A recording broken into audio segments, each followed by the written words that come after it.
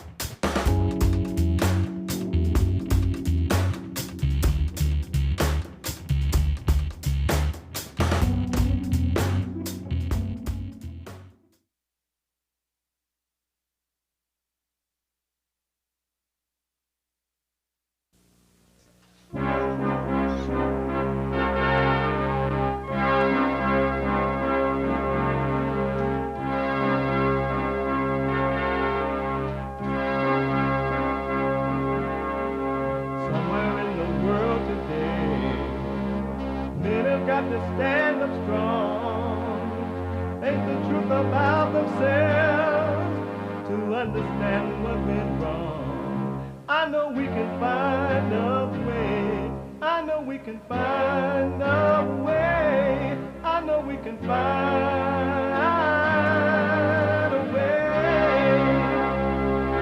to stand up, stand up, stand up.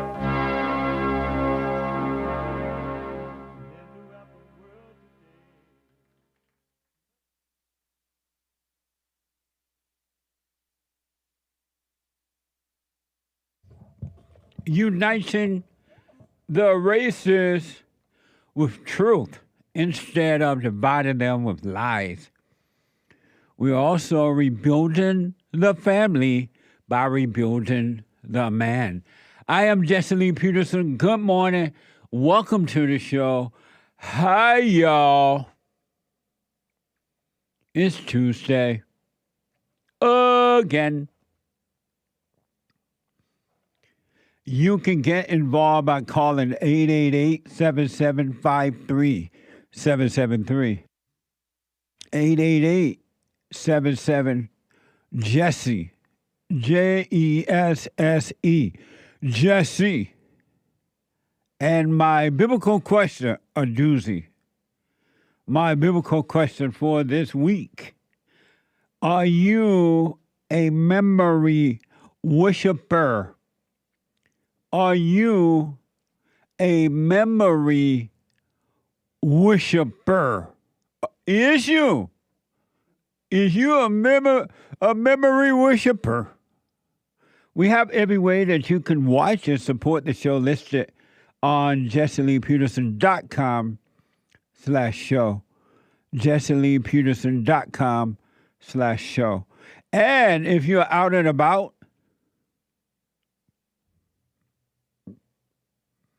busy, whether you're on the run from the DIA people, whatever they are, the Border Patrol folks, or you whatever, or maybe you're not on the run, you're just making breakfast, lunch, and dinner, or maybe you're running from the ICE people, because they're everywhere now. And if you're scared to go to school, you're afraid to go to work, you're afraid to go to church, and you're illegal, you should be scared. I don't blame you. You should be scared, because you're leaving here. I don't know where you're going, but you're leaving here. But whatever you're doing, you can be listening to the show. No matter where you are, you can podcast, you can listen live by calling the listen line on TalkStream Live at 605-615-4131. 605-615-4131. And to donate and have your comments read out loud, buymeacoffee.com/JLP Talk. Buymeacoffee.com/JLP Talk or Bond JLP Cash App.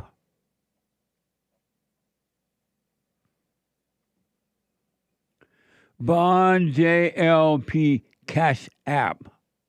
It's being reported, I don't know if y'all know about this yet, but according to X, yesterday 1,179 ICE arrests.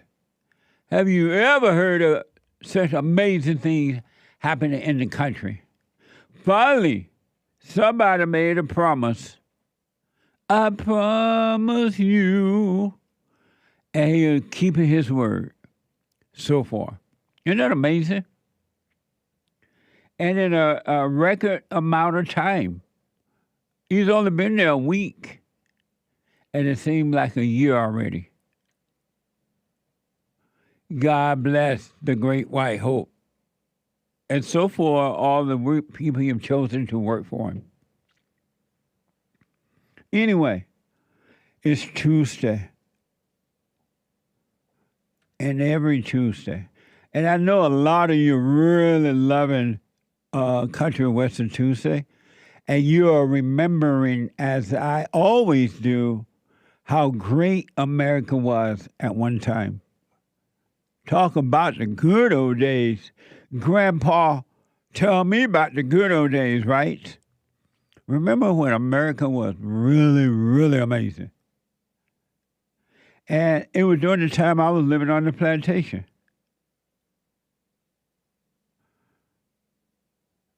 It was during that time. And so country and Western music at one time was amazing. Now they have done the DEI in country and Western music, it ain't the same no more. It ain't the same. Ever since they let Beyonce and all those people DEI, country and Western, it ain't the same no more.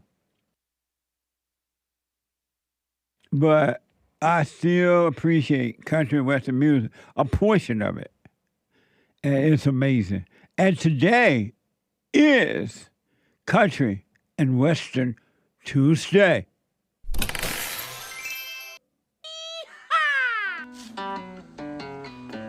All my faults, well, they've all been lies.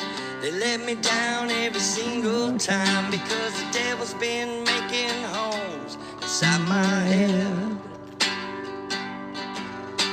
The good, the bad, the glad, the sad. If I could let them all go and give them to God, well, maybe he'd take this anger from my soul. And I'd shine like a light that's too bright to see.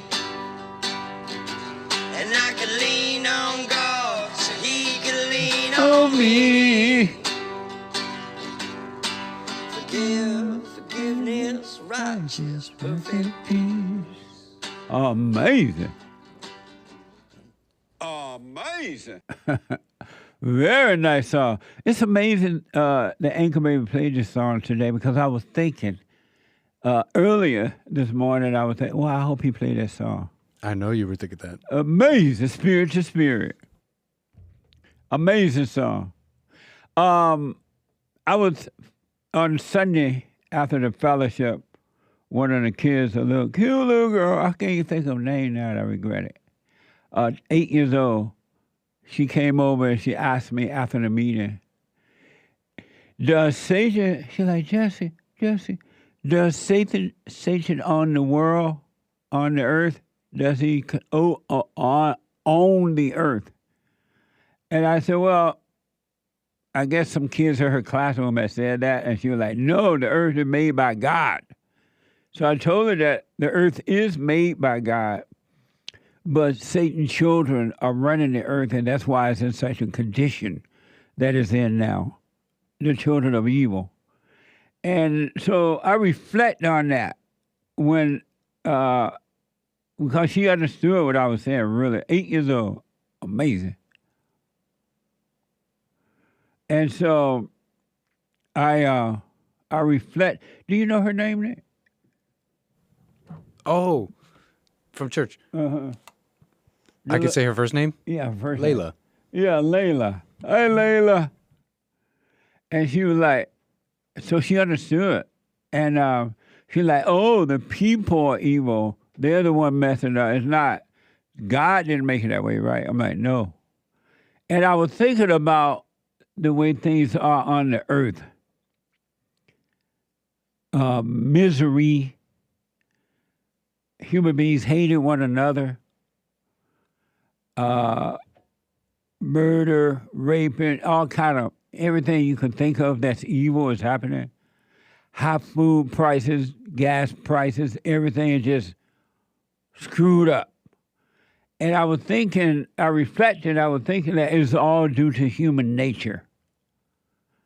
It's due to human nature that on earth is nothing but misery.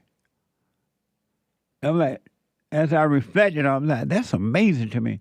If you really think about the way things are and what human beings have done to make it that way, from government, families, friends, workers, just plain old people. Human nature is so wicked and so evil. Human nature is worse than what I can.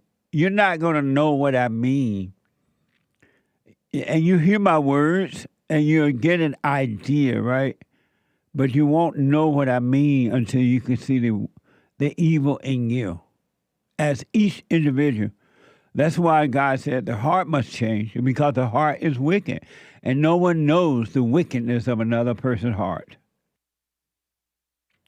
And so it's worse than what I can say. But if you really, really look around Earth, and that's all around the world, not just here in America, but if you just look around, pay attention, not only to what is happening in you, but look at other human beings and pay attention to their nature, you will understand how come so much, why so much destruction. There is no love in human beings, right? And on earth, they have turned earth into hell. Because earth can be paradise right here. You don't have to wait until you die to find paradise. Matter of fact, I would suggest you not wait until you leave your body. You should die from the ego, but not physical death, to think that, oh, somehow or another you're going to find paradise after you die. Physical death. But I would think about that, and I was thinking how evil things are, how bad. And the more because I do lots of counseling around the world, from people literally around the world, and all races, male, female, young and old, family and individuals, because you can get counseling by phone, Skype, or walk-in, right? So by phone and Skype, we counseling with people around the world. And the problem is the same. Situations might be a little different, but the cause is the same. And the same is due to human nature being evil. And as a result, they brought evil upon this earth. And there's nothing but suffering. People murder one another or others out of jealousy, envy, and strife. Or you could be mad at your neighbor and start fighting with your neighbor, end up murdering your neighbor and getting murdered by your neighbor because of the anger and the evil nature. Or couples can want to break up. They'll meet someone else and they'll want to break up. And if the breakup is difficult or one or the other doesn't want to break up, Satan will make you kill the other one, thinking that the new person is going to be better. And then Satan will make you just hide the body right under the porch or in the backyard. Or Satan will tell you to cut up the body, put the body parts in a trash can, of a trash bag, throw it out in the trash can, or take it down in the woods and bury it. And Satan will make you be mean to your own children, your own flesh and blood children. He can literally make you be mean to them. Lack of patience, lack of love, and then recreate them in your image.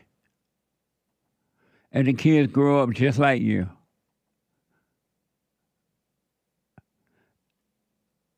Satan can make you judge yourself and others in your mind without opening your mouth.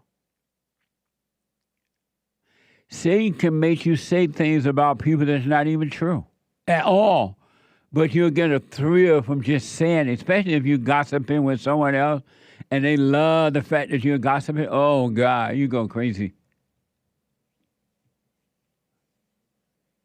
Satan made men, fallen men, Satan made men become cruel to women and make men think that their responsibility is to control the woman. Really. And it made them feel like they're men when they do that, but they're really weak and pathetic. But it's all in the mind. The misery upon this earth is mind-blowing. I had no idea, to be honest, folks. I knew things were bad. I knew things had changed. But I had no idea how much they had changed. It's like nothing is working for you. Your religion is not working. Your fake love is not working. Your anger is not working for you. Your so-called friendships are not working for you. Relationships are not working. Nothing works. And yet you keep trying. Nothing in you tell you, hey, give up trying. Just give up everything you know. Drop all your little standards. Drop all what you've been taught and trained. And you don't know that in dropping everything you've learned, you're going to be free. Then you can live. You're afraid to drop what you know because you think that you're losing you if you drop all that you know, all that you've learned. And you're so blind, you don't see that all your life you have not been able to live up to what you've been taught. You have not been able to live up to it, but yet you keep trying. How come you don't know? Well, you know what? I've been trying to be right. I've been trying to be good. I've been trying to be fair to people and myself all my life, and I've not been able to do it. Something is wrong. Maybe what I've been told was wrong. I've been trying to be a good Christian. I've been going to church. I even say to, this is what you're not telling yourself. I even say to the military people, I appreciate your service. Thank you for your service. And get a thrill and then go back to crying. And you don't question anything. And then you keep getting married over and over and over again, somehow or another thinking that that's going to work. You keep doing the same thing over and over again. Only a few realize, you know what, something is wrong with me. Something is wrong here. Let me look elsewhere. And that's when things will start to change. If you have no love, you have nothing. And the one thing that human beings do not have is love. They don't know that love conquers all. Not mama's love, not emotional love, not love expecting something from someone, but love, which is the nature of God. In the good old days, for some reason, that was pretty much known back then, more so, and it wasn't that the people knew it all the way, but at least they had some clue. And things were not as bad as they are today.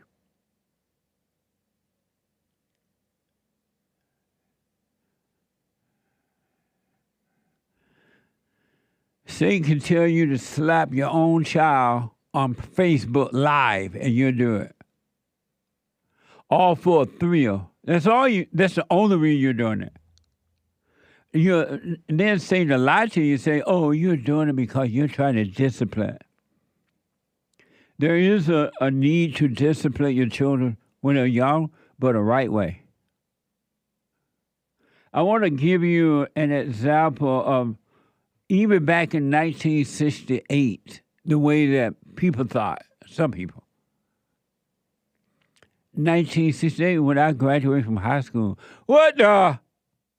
That sounds like so long ago now. It sounds like 1800. Can you imagine? 1968, I graduated high school. And it just seems like years ago now. What the? But this is from Instagram. Thoughts on how a husband and a wife outlook on family. or at least this husband and wife outlook on family. And this is from Instagram. This excerpt is from 1968 documentary. 1968 was such a fun year for me. I was 18. I was leaving home because I had been told all my life, at 18, you're out of here. Now think about that. I'm down in Alabama on a plantation. And for the most part, that's all I knew. I've gone in and out of Indiana off and on, but I was like, where I'm going at 18? I don't know. I don't care, but you're leaving here. They said, we taught you how, you know how to work now. As long as you can work, you're going to be fine. Okay, I guess. And at 18, I graduated in May 1968, and in July, I believe, maybe before that, but July, between May and July, I went up to Indiana. 18, got a job at a steel mill, Inland Steel. It was the hardest job until this day I ever had. And it was harder than working in fields and everything. But I said, I'm going to work 2 weeks to make one paycheck and I'll move to L.A. And I did. 1968 was such a, because I moved to L.A., and because I was moving into a big city, because I was moving to a big city, I didn't know what to expect. Oh, God. Oh, Lord. It was different. I made so many mistakes, but it was fine. So I want you to hear the thoughts of a husband and a wife and their outlook on the family back in 1968. This is an excerpt from 1968 documentary where a wife and a husband share their perspectives on family relationships and marriages. Watch this. If the white man would stop and realize and think that the black man feels the same about his wife as he feels about his, I think it would be a better understanding too. The black man don't want his wife to get up and go to work every morning and punch a time card right along with him. He wants his wife home just like the white man wants his wife at home. Because a father represents the law in the home, and a mother represents love in the home. You take when a child come in and he's hurt or bruised or something, he goes to mama. But when he come in and he has a problem, he goes to daddy, you know, because he figured daddy is the symbol of law. Daddy is a symbol. He comes to daddy because daddy can help him. And I don't think it's good that a mother have to get out and work and leave her children at home. It makes bad children. It causes some children to go astray. It's too much freedom, whereas there's a girl in the home. It causes illegitimate pregnancy in the home from the girl on the girl.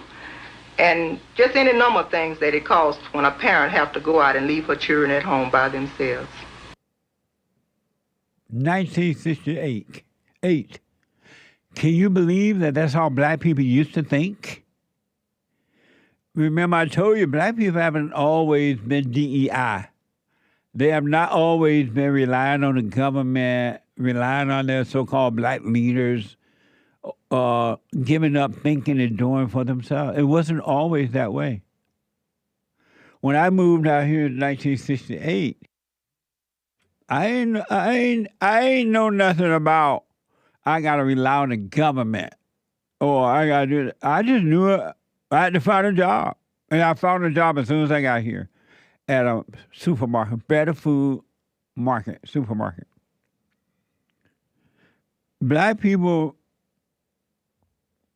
at one point were independent thinkers, believe it or not. It changed with the so-called civil rights movement, which was civil wrong, because blacks, not all the blacks, but most of the blacks have not been able to, have not overcome. They could overcome if they wanted to, but they have not. They have completely lost their independence. Can you imagine that people follow Al Sharpton? Think about that. Because they think they're getting something for nothing. But blacks used to believe that the family, the husband and the wife, they had shame about out of wedlock birth. They love to work and take care of themselves.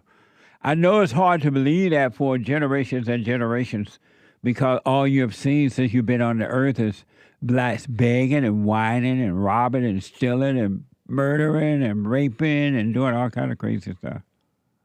But this is how they used to think. So Derek, my producers, asked me, how much money did I make at Inland Steel? I can't remember, Derek. I worked 2 weeks. I made enough to move to California, but I don't remember. But anyway,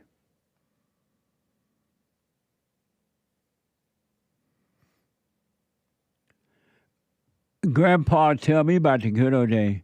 The earth is hell on earth because of human nature, not because God made it that way. That's why Christ said, I came to overcome the world, not to condemn the world.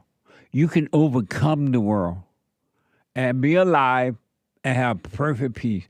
Don't let anyone tell you that you cannot have perfect peace on earth while you live. You really can't. And perfect peace is not something you can make up. You can't fake it. Because if you fake it, you're still going to cry at night. You're still going to be lonely. You're still going to look for love. You're still going to be miserable. Suicidal thoughts, right? Hell is on earth because of human nature. Evil worked through human beings. And angry people, don't trust them at all. I don't care if it's mama. And by the way, folks, you are not obligated to your mama. Whoever told you that and the problem with mama lied to you. She set you up to be her DEI or be your DEI. I remember when I moved out here at 18, I made just one paycheck, and I moved from Chicago, Indiana, Gary, Indiana, to L.A. The flight to L.A. one way was $50. Think about that. Now it takes $50 to go to the airport in an Uber. And it takes $50 to park at the airport a day, in some cases. I'm being told more than $50 now, or more than, in some cases. What a mess, huh? Human beings are evil. Why don't y'all see that human beings are evil? Oh, you don't see it because you won't see it in you. It's in you. And I want to warn you, do what you want. Anyone that has anger is lost in their imagination. Stay away from them. Don't hate them. Don't be angry at them. They cannot see. But stay away. I don't care who it is. They will eventually try, in most cases, succeed at destroying you. It's a spiritual battle. What the? When I come back, your phone calls, and I want to give you a perfect example of the good old days. Another one besides the one we just... Oh, those people were black that we just played for you. 888-77-JESSE. Back in a moment.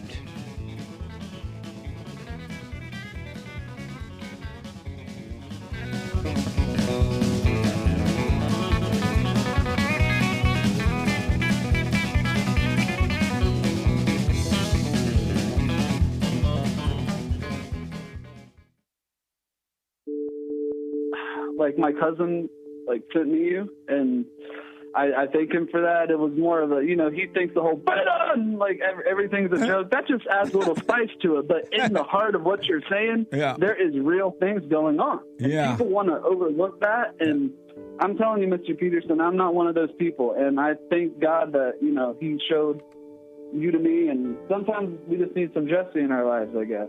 I wish we had more brothers like you. We need more brothers like you. This because we don't have most guys that can, lead black people into the right direction. And I thank you for that, because a lot of people will be like, man, it's still going on. It's racism.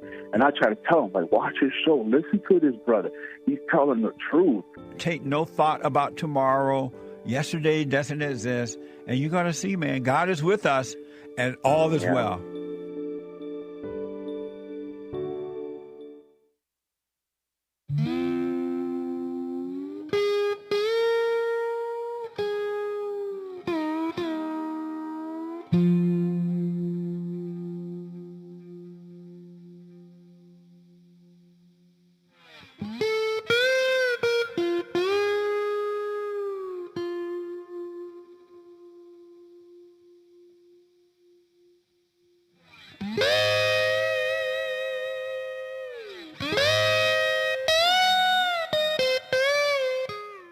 I have sat before you, life and death.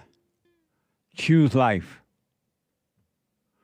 Don't spend the rest of your life being miserable, being in tears of fear or doubt or worry or feeling like you don't have a friend or you don't have nobody. You can have 100,000 people around you 24 hours a day and have nobody. Really, have nobody. Because that's not going to fulfill you. You can have people praising you all day long and have nobody. Or you can have people downgrading you, trying to hurt you all day long and have nobody. The hate report is coming up at 9. TheHateReport.com from 9 to 11 a.m. And at 11, Joel Friday TV. He black. Joel Friday TV at 11 a.m. Pacific time. And at noon, The American Anchor Baby at 12 Pacific time. The American Anchor Baby. 888-7753-773. Let me go to Lola. Her name was Lola. Lola Falana. Lola from Virginia. Lola, welcome to the show. You're on the air. Good morning, Jesse. How are you? All is well, Lola.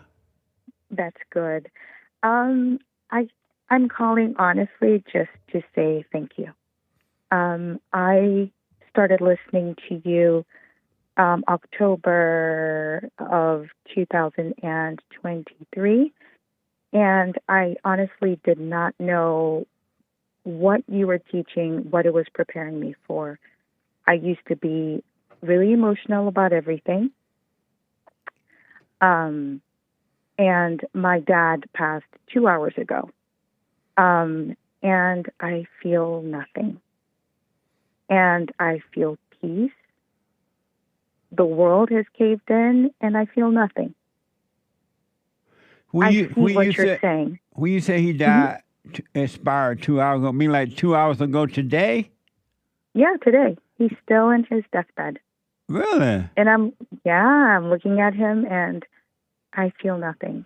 Perfect, The Lola. thoughts came, and they just go. The worst thoughts have come. I just watch them, and they go. When I cry, I cry, and then I just drop it. Yes. And I feel, I get what you say now. Thoughts just come and go. Yes. I feel nothing. Yes. I'm able to be by myself.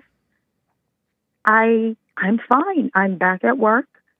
Everyone's looking at me like I'm crazy, and I'm fine. I'm so fine. I feel nothing. And they're the one crazy, but they think and you're they're the crazy. ones crazy. Right. Exactly. And my mom's putting on a show. She's crying. I know why she's crying. It's just the attention. Yes. But I'm fine. Jesse, thank you. People, listen to Jesse. Listen to what he's saying. It is possible. Yeah. You just stay silent, do the silent prayer, and all is well, even when the worst happens. Absolutely. Everything's fine. Jesse, thank you. Lola, thank you so much for everything. You're welcome. Stay with it. Stay with it. Yes. Stay with it. I'm telling you, the wisdom, the life to come that will be revealed to you, words cannot express. So stay with it. It's so beautiful. This is love. This is love. Yes. Thank you so much, Jesse. I appreciate it. Thank you for your team. Thank you for everything. Thank you. You're welcome, and stay with it, and may your father's soul rest in peace. Amen. Amen. Thank you so much, Jesse. Amazing. Thank you, Lola. What you can change, folks. You can't change you, but the Spirit of the Father will change you from death to life. And I don't care what you have done, how much of a low life you are, how nasty you are and mean and resentful and revengeful and angry and insecure. I don't care how many relationships you've gone through. I don't care how much of a beta male you've been or female beta. I don't care what you're doing, how low life you think you are, and how people judge you for being a so-called low life. I don't care when you did it, 100 years ago or this morning.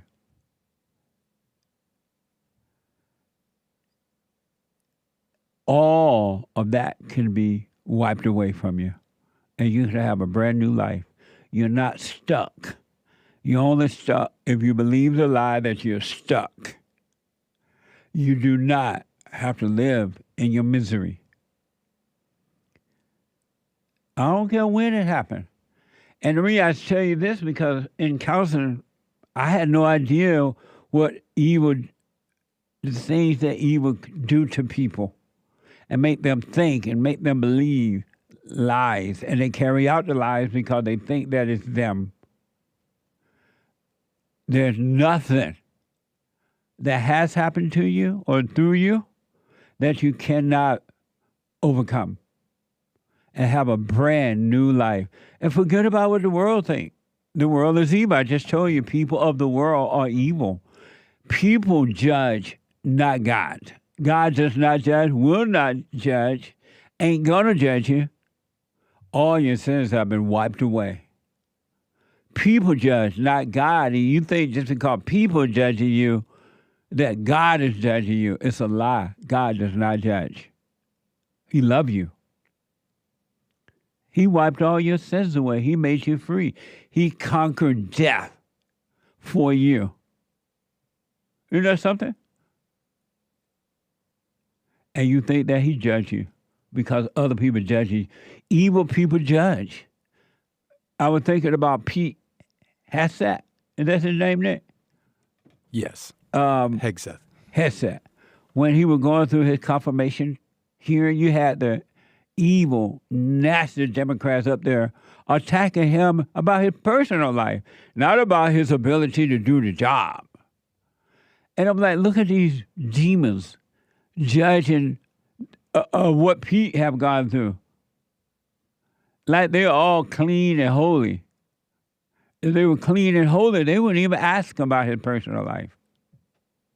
But demons judging demons. I want you to pay attention to people who judge you.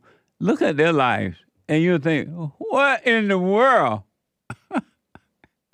What's in your mind you think you can judge?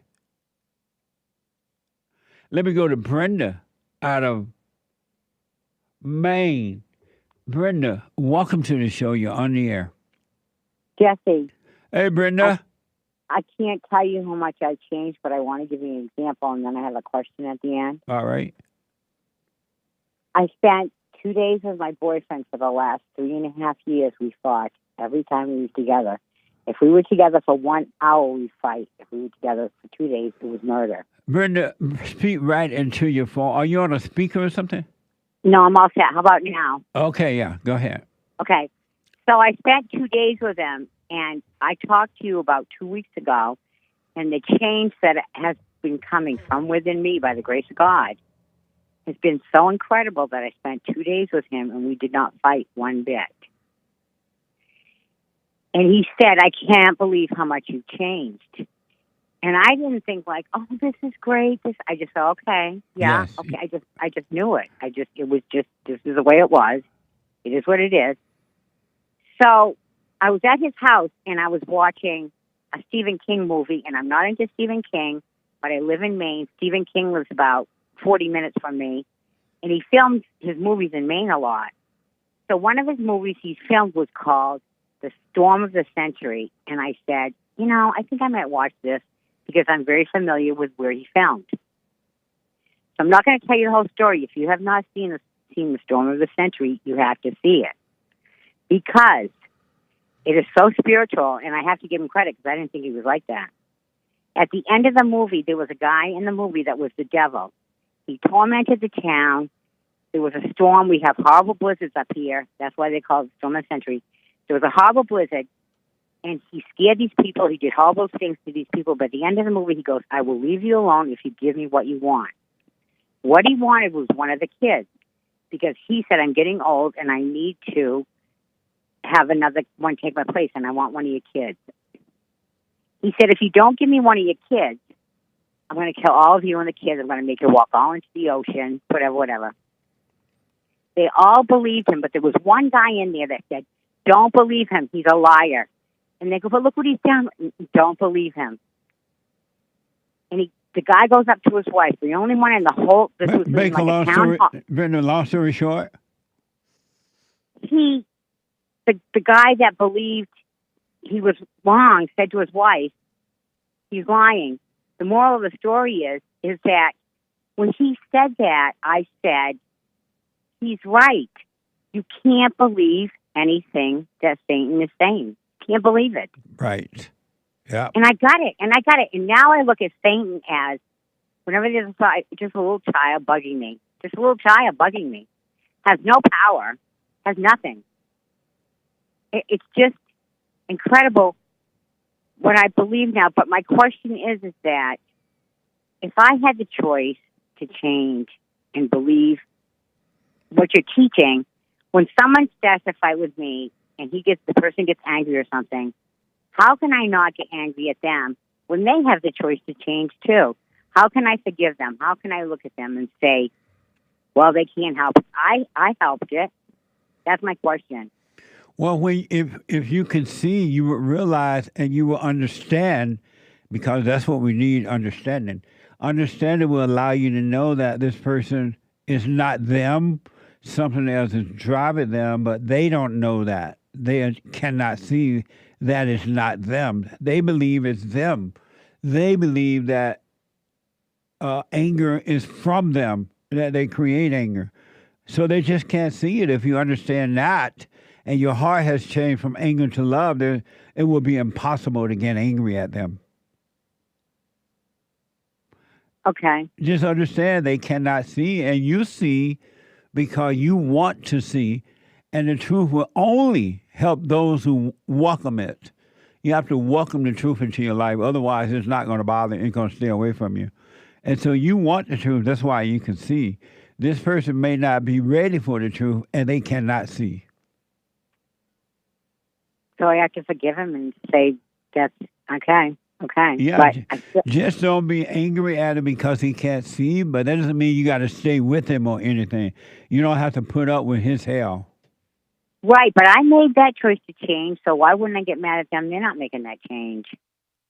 You said, well, why wouldn't you get mad at him? If I made the choice to make the change, why wouldn't I get mad at them that they're not making that change? Because you don't have a right to get mad at anyone. Anyone that get angry, that has anger, is separated from God.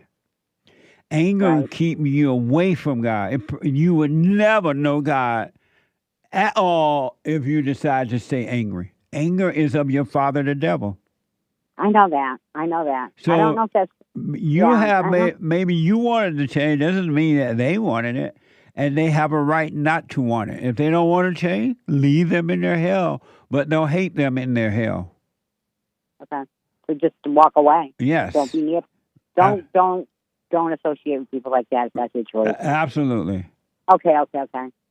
Because if I get mad, then that means I want them to change so we can be together or whatever. Okay, right. It's all you don't want them to change because it's the right thing. You want them to change so you can be with them. That's not love. I got it. Okay. All right, Brenda. Okay. Stay with it. Stay with it. All right. Absolutely. Bye-bye. Bye now. Amazing. Let me go to Dustin. I asked Dustin to call back yesterday. Dustin, out of Utah. Thanks for calling back. You're on the air. Hold on. Hello. How are you, Jesse? All is well. You're on the air. Go ahead. Oh, very nice. Yeah. So I want to tell the story that I was telling yesterday. And really quick, I want to preface this. This is not a trauma dump. It is a heartbreaking story, but I think the reason why I'm telling you this is because you talk a lot about how your thoughts and your feelings, like, they're not you. They're in some way like spirits that you identify with, and it correlates a lot with what you're talking about. So I'd love to share this. But anyway, I'll make it quick. I've always suffered, struggled, let's say, with mental health issues to the point where doctors and pharmaceuticals really let me down when I was a teenager, and I couldn't, by my own accord, not pursue that path. So when I turned 18, I got off pills. I naturally found myself to be a more spiritual person, and I started pursuing more spiritual and esoteric remedies to my issues. I grew up as an atheist, and I found God when I was 21. And God is everywhere. God is love. God is the thing that is. But anyway, and like I said yesterday, and I'm just going to be very blunt about like what I've experienced and what I've struggled with. And how old are you now? I am 20. I'm going to be turning 28 this week, actually. But how old are you now? 27. Okay, go ahead. Yeah. So anyway, over the past 10 years, I have been reenacting and reliving memories, thought forms that have existed in my head ever since I was a small child. I had fantasies about brutally murdering myself, where I would be two people, one super, super angry, one super, super depressive. And I would be essentially punishing myself, torturing myself, usually with like a claw hammer or strangling myself brutally for the punishment of existing and being a scourge upon the world. Anyway, about 6 months ago, was at a medicinal retreat. A bunch of people of God of various types there. It was a wonderful feeling. And I asked a woman who had healing capacity, I asked her why I had to destroy myself. And she looked in my eyes and she just read something. She said, "That's not you. That's your dad. That's how your dad felt about you." And she explained to me, it's like that those thoughts aren't you. You don't have to identify them. You can let them go. And it's like in my mind's eye, I saw that these murderous thoughts towards me was a bag that I was carrying, right? And I was carrying it for my father because I ruined my father's life by existing. I had a lot of anger towards him. Now I feel a lot of pity. It destroyed me that weekend, but I came out of the weekend healed from my suicidal and depressive tendencies. Like, not suicidal tendencies. I haven't wanted to kill myself since I found God when I was 21. But I mean, like, in the past 10 years, I've literally been hurting myself, beating myself. And I struggled with those feelings every day and struggled with not doing that. But literally, it was like, poof, gone. Because I realized that those weren't me, right? But in the past 6 months especially, and now I'm just going to briefly talk about love. I'm madly in love with a woman. And I don't really know what love is. On an unconscious level, like, I understand love to be how my parents hated me, right? And so I kind of reenacted that by being weird beta, being a beta male, you know? And it's interesting just seeing how my own thought forms can kind of limit my route through causality and, like, how I'm traveling through life. But anyway, what I really want to say is, your words because, like, I struggle a lot with hate and anger and resentment. It's literally the foundation of my existence from my father's side. But I think that you would agree more than most people. You would understand that rationality and intelligence can be a real disservice to someone. Strong intelligence can cut down the truth just as easily as it can cut down lies, which is why intuition and listening to your heart and listening to God is so important. But just what you said, the stupidly black and white perspective of if it's not good, it's bad. If you're listening to hate, if you're listening to anger, then that is then Satan is your Lord, in a sense. Like that has a really, really profound because it literally what it does is it gives you it puts complete and total accountability on you, because the fact is you are playing this instrument that is your body and it is your mind and it is your spirit, right? And you're in charge of the tune that it's making. I don't know if that makes sense. And one thing I do want to tell you that there's no such thing as a woman of healing. Whoever that woman was, she's right in that you got to overcome anger and thought, but she has no healing power at all. She's lying to you about that. Have you? I don't know about that. Well, it's not so much that she healed. She offered me a route to heal myself. She offered me a reflection by using a gift that truly God gave her.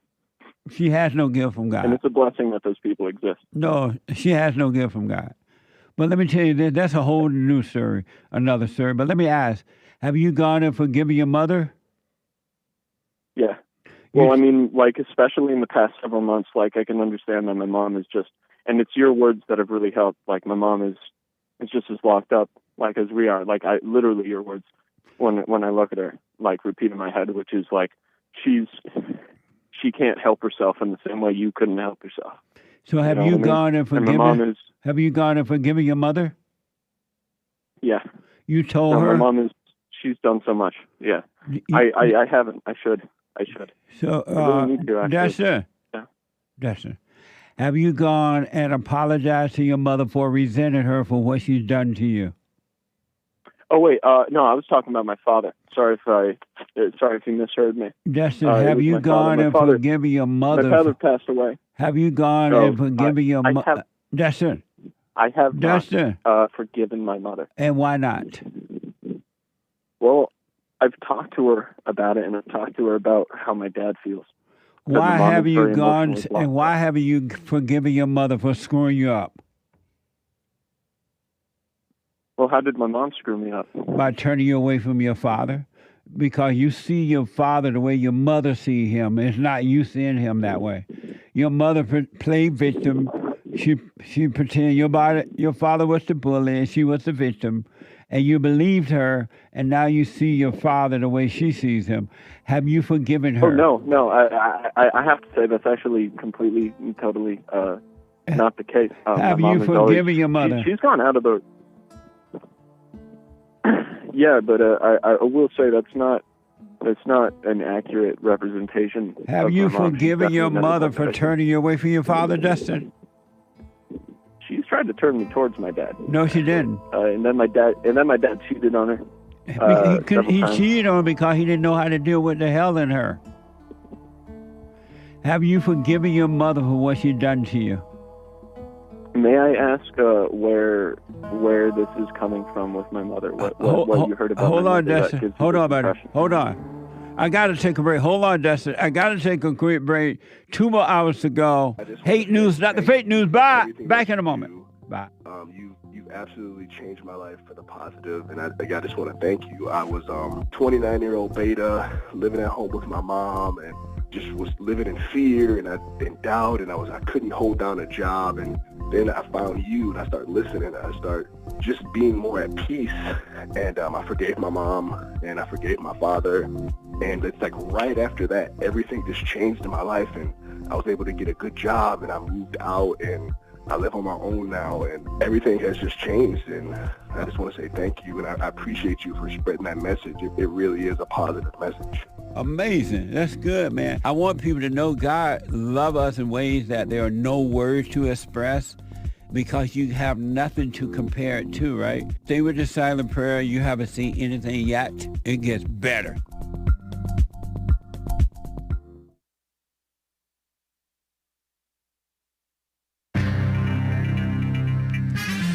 Your mortgage is going to be due even in the event of a disaster even if your home is destroyed and you're not allowed back on your property because of mama, whatever. Anyway, and an earthquake in Maine. Wow. It was like a 3 something, I think. And Trump on trans troops, quote unquote. I think he banned them. And he's reinstating the vax refrainers. Those of you powerful soldiers who refrained from taking the schmaxine from the Schmeina virus, you're going to be reinstated with back pay, I heard. And based Pete Hegseth is going to see to it that he obeys our greatest president, Trump, the commander-in-chief, the one true. And immigration raids, 2,000 arrests in 2 days, I heard, according to Commie Nonsense Network. It's a busy time. RFK confirmation hearings this week. That should be fun. Public health. Give me a break. This is the end of hour 1 of the JLP Peterson Show. It is Country and Western Tuesday. It is January 28th, AD 2025. The lines are full, guys. JLP will be right back to your calls. Hang tight, callers. And if you are trying to get on hold to get on air, if you're trying to get through, call in periodically, or as you hear JLP wrapping up with another caller so that a line may open up that you may get in to get on hold to get on air with JLP. It is Hake News, not fake news. Commie Nonsense Network, CNN, reports that natural disasters like wildfires, floods, hurricanes, earthquakes can have devastating financial consequences for homeowners, yet many are still expected to pay their mortgages. That's the home loan thing, I guess. I don't know why it's called mortgage. I'll have to look that up someday, maybe. Even if their homes are uninhabitable, there are tips and resources that may help if you find yourself in such a daunting situation. And so-called transgender troops, you know that's fake news. Commie Nonsense Network reports our greatest president, Donald J. Trump, on Monday signed 4 EOs, executive orders, that will reshape the military into a powerful, ready-to-fight force, including banning so-called transgender troops. Shout out to them. From serving in the United States Armed Forces, so-called serving, really serving themselves, really, and not really their true selves. Anyway, gutting the military's DEI, diversity, equity, and inclusion programs, and reinstating service members who were discharged for refusing to get schmaxinated from the schmovid-19 vaccinated from the China virus. Which was a ridiculous thing to make athletic young people take, you know. That's what military people are supposed to be, especially men. Anyway, the order outlines new military standards regarding so-called gender pronouns and states that mental and physical readiness requires transgender service members, so-called, to be excluded from the U.S. Armed Forces. On his first day as Defense Secretary, Pete Hegseth, who has long been in favor of these changes, told reporters he would ensure these, quote, orders are complied with rapidly and quickly, which might be redundant, but I'm for it, unquote. Immigration raids, a wave of planned immigration raids across the United States has resulted in more than 2,000 arrests in 2 days that will continue across the southeast United States about 2 or 3 times a week. So said a source to Commie Nonsense. Various U.S. agencies been given permission to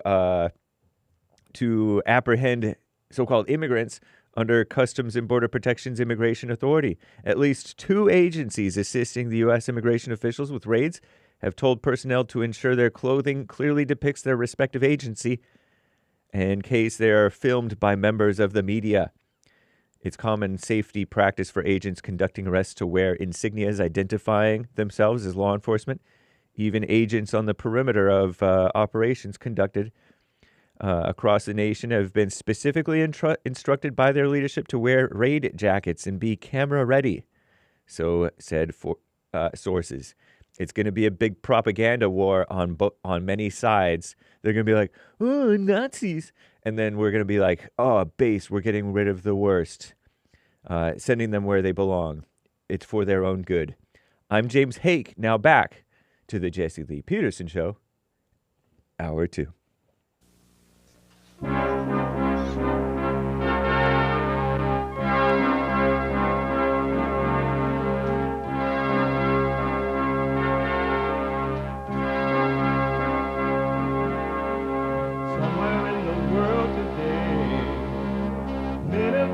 stand up strong, face the truth about themselves, to understand what went wrong. I know we can find a way. I know we can find a way. I know we can find a way to stand up, stand up, stand up.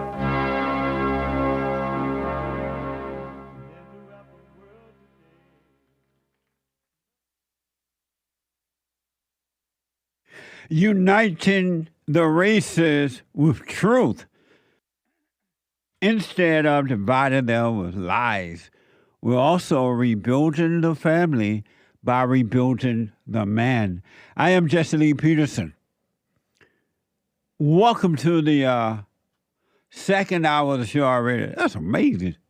You can get involved by calling 888-7753-773. 888-77-JESSE.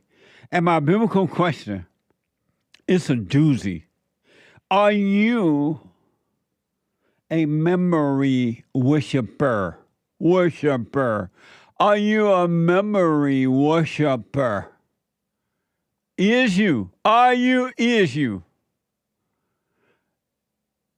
You can listen to the show live no matter what you're doing, working out, whatever you may be doing, laying up at a beach,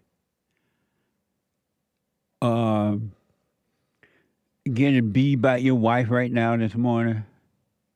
If your wife was beating you. You told Harpo to beat me. All my life, I've been beat by men. If you're getting beat by your wife right now, just shut up and step up. You still could be listening while you're shutting up and stepping up. On the listen line, on your iPhone or iPad by calling the listen line, you can podcast, and then when the beat is done and you're sitting around crying, you can watch it on podcast. But you could be listening as you're getting beat by calling the listen line on TalkStream Live at 605-615-4131. 605-615-4131. And to donate, have your comments read out loud. We're going to get to your super chats. Go to buymeacoffee.com/JLP Talk. Buymeacoffee.com/JLP Talk. Or Bond JLP Cash App. Bond JLP Cash App. It's Tuesday. It's the second hour on Tuesday. And every Tuesday is Country and Western Tuesday. Bring back, oh, bring back my country to me. Bring back my country to me. What the? Who let the dogs out? Amazing. Amazing.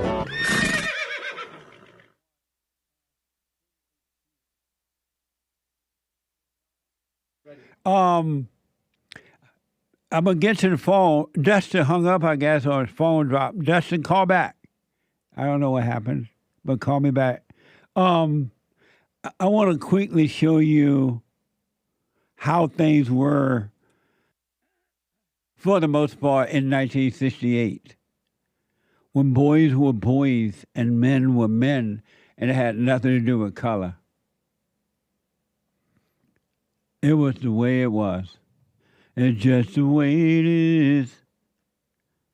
This is, I played this in the first hour, and I want you to know that when the so-called experts and the so-called leaders, whether liberal, black and white, they align to you about the way things were. And they love to cry racism. They love to use that so that you will feel like a victim. And then they make money from your victimhood. from you feeling like a victim and not being responsible for your own life. They're just playing you. That's all. They don't believe anything that they tell you. Zero. This DEI thing is a way of making, it's because they can make you feel like a victim, and they make buku money off DEI. They can make white people afraid, and then they can bring in these no good people to your company and tell you how to run a company, and they never ran a company. And then you end up hiring no good people. Don't know what the world they're doing. So let me quickly show you a discussion with a husband and a wife and the outlook on the family. This is from Instagram. This excerpt is from 1968 documentary, a 1968 documentary, where a wife and a husband share their perspective on family, relationship, and marriage. Watch this. If the white man would stop and realize and think that the black man feel the same about his wife as he feel about his, I think it would be a better understanding too. The black man don't want his wife to get up and go to work every morning and punch a time card right along with him. He wants his wife home just like the white man wants his wife at home. Because a father represents the law in the home, and a mother represents love in the home. You take when a child come in and he's hurt or bruised or something, he goes to mama. But when he come in and he has a problem, he goes to daddy. You know, because he figured daddy is the symbol of law. Daddy is a symbol. He comes to daddy because daddy can help him.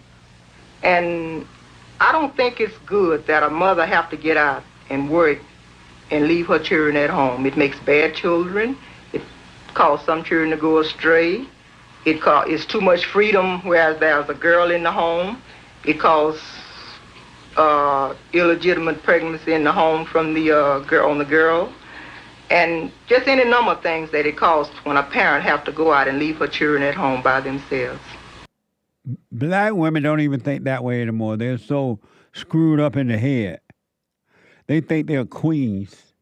It's hard on the black woman in America today. The black woman has to work hard. The black woman used to stay home.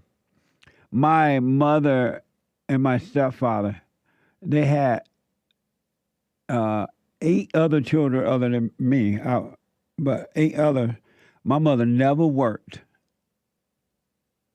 until all the kids were grown. Her husband had expired, and she finally decided, I'm going to get me a little job. And they used to go to the grocery store every other week and buy baskets of food, and she never had to work. That was the good old days when black people didn't follow stupid, weak, pathetic people like Al Sharpton and the other, Louis Farrakhan and all those people. Blacks were independent. And I want to give you a quick example of how men ran the country in those days. Because women went all into politics and all that mess. Men were running things, and things were amazing. Here's an example of how to run a country. This is from Fox News. Colombian president swiftly backtracked on his refusal to accept deportation flights from the United States after President Donald Trump threatened tariff and other measures. Remember, this guy was Trump had his ICE agents to load up a plane, and they were shipping these people back to Colombia. And the president was like, no, I'm not going to take them in. Don't come this way. And Donald Trump heard about that. And he's like, oh, okay, don't worry. I'll take care of it. Here are the details. The president of Colombia quickly caving to Trump's demands to accept deportation flights of illegal Colombian nationals after refusing 2 flights on Sunday. First, the president of Colombia refuses the flight. Then Trump announces that if Colombia does not accept the flights, a 25% tariff on all goods is coming into the United States will be placed on Colombia. And that tariff will increase to 50% after 1 week's time. Trump also proposed a travel ban and an immediate visa revocation on Colombian government officials, allies, and all supporters. Colombia now has agreed to all of Trump's terms, including taking back all illegal migrants deported out of the United States. The president of Colombia, like, I was just playing. I was just playing, Trump. I just wanted to see if you wanted to play. I didn't mean it. That's how it used to be when I was growing up. All this mess about, I'm worried about what people say about me. I'm worried about what people think about me. I'm worried about not having any friends. That didn't happen then. That's all new. Over the last 70 years of mess as mama take over. Grandpa tell me about the good old days. This man changed his mind so fast, it makes your head swim. I was just playing, Trump. What the? Can't you play? Not only am I going to accept my people back, I'm going to send airplanes over to get them. Black people had a different mindset than they do today. They were not victims. They did not blame white people for their problems. They didn't think the white man was superior. Black people today, the blacks think that white people are superior to them. That's why they're angry. Jealousy. It wasn't like that before. When that woman was talking about just now, if white people just understand, black people, these men don't want their wives working and stuff like that. It reminded me of the Christian, Lord have mercy, as Joel Friday would say, Lord have mercy. The Christians are messed up too. The Christians go to foreign countries and they spread the word. They spread the word. And then they're giving out free food and free everything. And so the workers, the farmers in those countries, they have to shut down their own marketplace because now that the Christians are bringing free food and free this and free that and spreading the word, the businesses in those countries go out of business.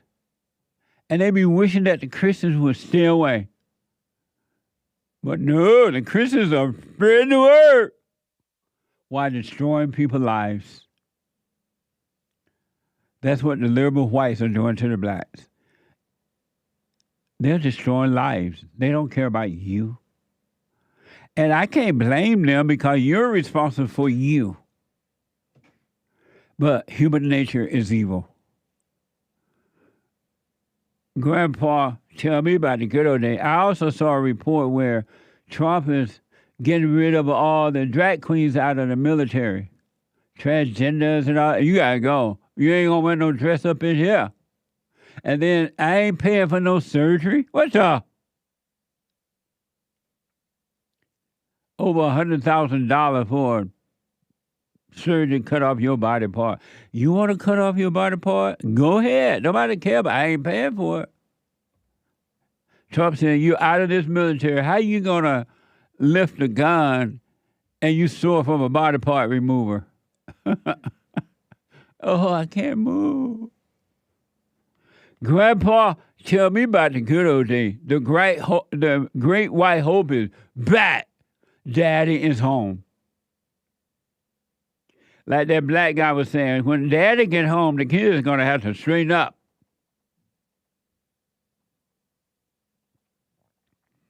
I know a lot of you don't know about the good old days, but you missed it. You don't know about the good old music and everything. What a life, huh? 888-7753-773. And so I showed you the Great White Hope. I showed you what it was like in 1968. Then the Great White Hope is back. After a while, I'm going to show you what. Lord, these people following Al Sharpton. And they out marching, calling it boycott. They out there following Al Sharpton, looking like victims because they want Costco and others, they thanking them for being DEI. What a sad way to live. Let me go to Israel,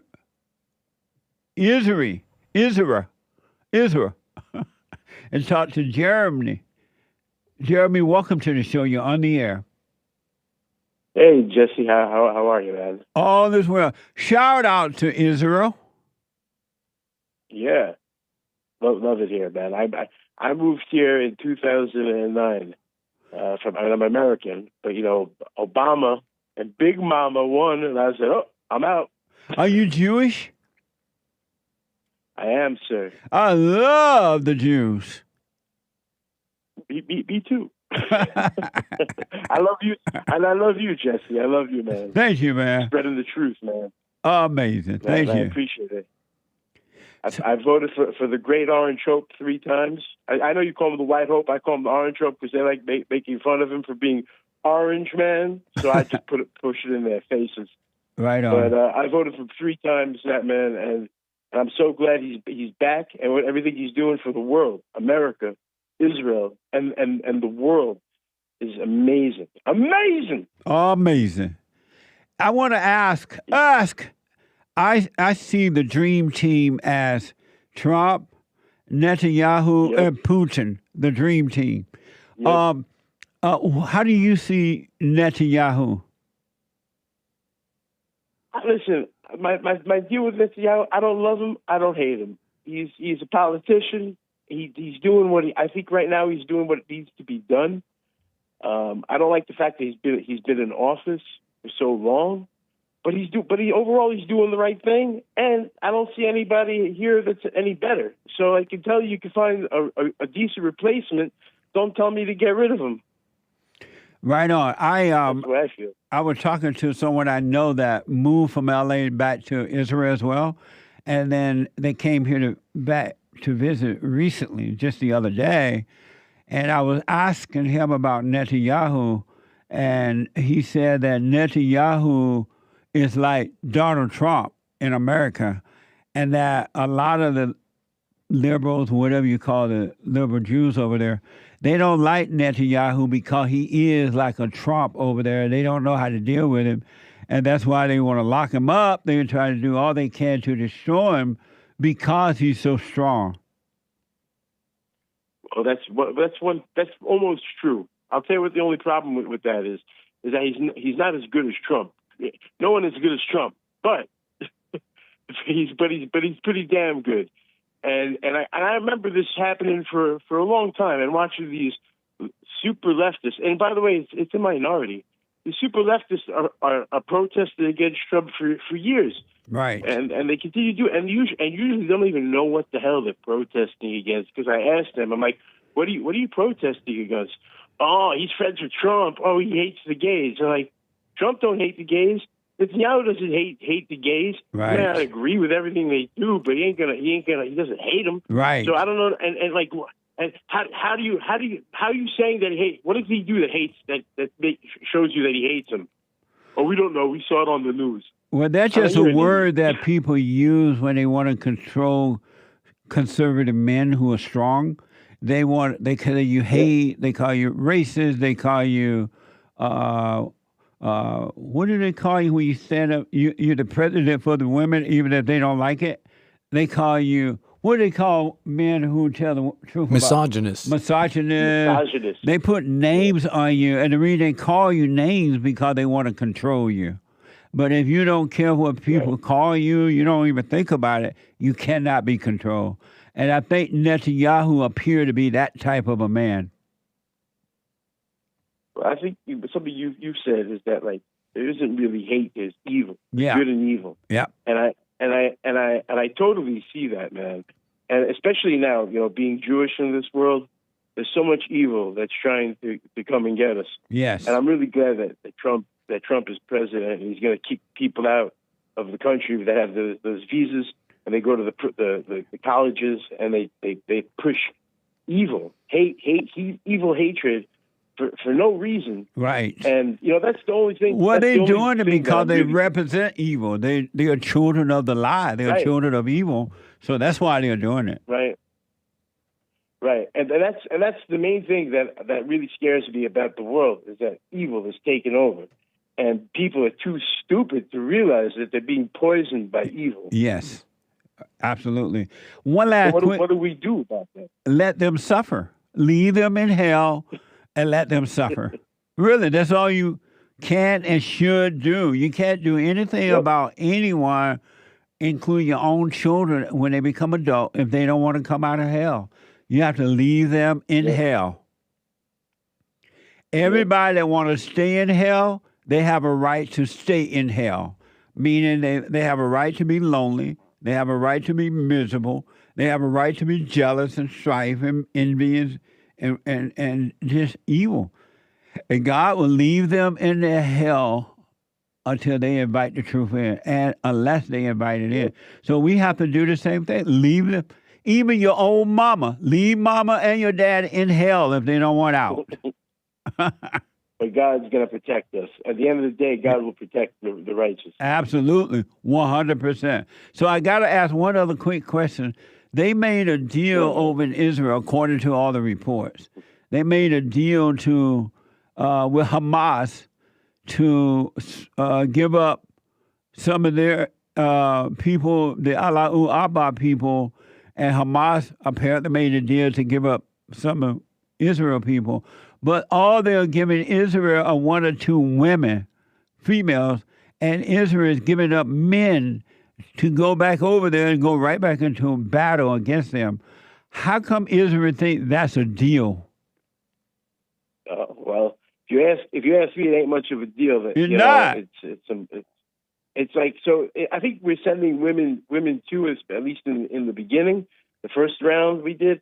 But I think that it's right now. It's one innocent Israeli hostage who is held in despicable conditions without the Red Cross visiting, against the laws, the laws of war, and we're trading one innocent person for 30 convicted terrorists, murderers, evil people, and we shouldn't be putting a price on people like this, because now they realize, we want to get 1,000 people. It's so simple. We do the math. It's one person for 30, and we're causing a problem. But However, Israel only getting females, and they're not even giving Israel males back. They're giving them female who has no authority, no nothing going on. Well, at least they can give birth to males. What? But I said at least the females can give birth to males. Right, but what good is that if you let Hamas keep the males? Well, the problem is, man. The problem is that we're setting a bad precedent, and the people we're getting back are going to be destroyed for the rest of their lives. I'm really happy they're coming back, and I think and it's great that we're rescuing people. But they're not rescuing people. They're getting 1 or 2 female for 100 and something men. You're right. It's good. I feel good for the families that are getting these people back.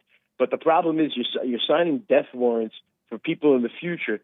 Because Sinwar, he was released in a hostage deal, and he planned October 7th. And you can't be giving back terrorists in exchange for innocent people. For the female, just get more innocent people. For female innocent people, you're right. If you're female innocent people, beta. What a beta, Jeremy. Thank you for your call, man. I appreciate it. Jesse, I love to speak to you in the future again, because I have some crazy stories to share with you. Right on. Your producers or something. Call me again. Right, have a good one, man. All right, buddy. I will. I Okay. will. Be good. God bless. You too, buddy. Amazing. That ain't no deal.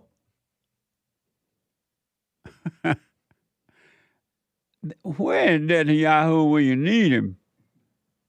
What are you doing over there when we need him over here? That ain't no deal. You giving Allahu Abba back men, and you taking some females. And how's that a deal? At least, let's say that, okay, we make some kind of sorry deal, but we're going to take males back if you want males from us. How do you agree? Okay, we'll take some females. What the? Super chat. Super chat. Super chats. Bill West commenting on the Punchy TV premiere yesterday. Punchy TV, amazing. Check it out. There was an incident with this rapper who had his home raided, allegedly, according to him. Instead of baking the new neighbor a pie, they sent a SWAT pie. Nice. And he says blacks are the first to call police. Mm. You didn't catch Punchy TV, did you? I did not. I was busy. You have that lost look in your face. I had wanted to see it, but I was totally busy. I could not get it. I was counseling or something. Amazing.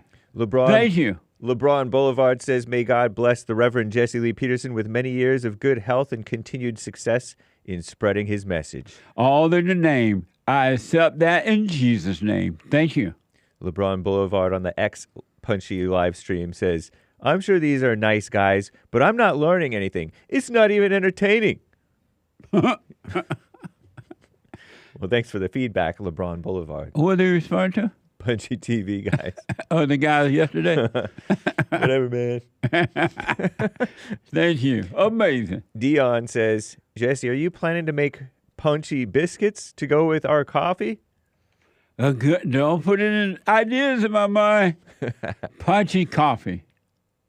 Punchy butter biscuits. It's amazing. We should make some good old homemade biscuit. Oh, yeah. And we're about to put a picture up on here of the punchy coffee in a minute here. Punchy coffee. Good. It would go even better with some homemade biscuit with honey on it, a syrup. And then over easy eggs. Oh, God. But check out Punchy Coffee, all right? Every dime goes back to the organization to make it happen. Amazing. I think he means cookies like his British. You know what I mean? Like he's British. Oh. Oh, by biscuits, he means the cookies. What? So by biscuits, he might mean cookies. Could be. Like they do in Britain. Yeah. Amazing. Thank you. He put a picture of a croissant emoji in the chat. Nice. Thank you. Thank you. Someone bought 5 coffees. Jesse, you're my best friend. We're very similar in personality and age. I'm a beta female, widowed and single, 12 years, work full-time from home. Heard you tell a caller you used to watch Popeye the Sailor Man. Oh, my gosh, my favorite cartoon character. You remember Popeye the Sailor Man? Oh, yeah. Nice. I used to love watching that. I prefer fresh spinach, triple washed, that you can just eat the leaves, to the canned spinach. Ugh. That's why you're not Popeye the Sailor Man. Whatever, I'm still sort of strong. It's just deceiving. You just doesn't look like it. I'm strong in the inside, in my heart. Yeah, right. After one of your shows, they played a song by favorite old bluegrass group, the Lyin Brothers. Pleasantly surprised. I live in my home state of West Virginia after living all over the country and traveling abroad. Life is full and peaceful. Love you, Jesse. Smiley. Thank you. I love you as well. Thank you. I wish you want to stay with it, stay with it, stay with it. Soterios, hey, Jesse, I have a question. I can see I have no love, but now I ask myself, how can I love God with all my heart and might then? And doesn't loving with might mean put effort into it? Which I know is wrong because it's real love. It's no real love, but a fantasy. Thanks for all you do.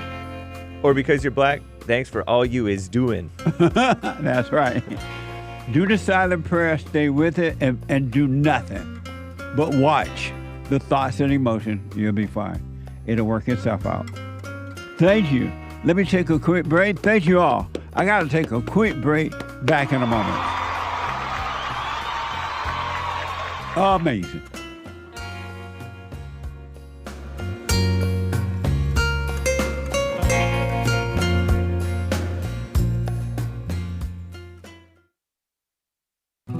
You know, I'm 32 years old now, and I've been clinically depressed since I was 17 years old.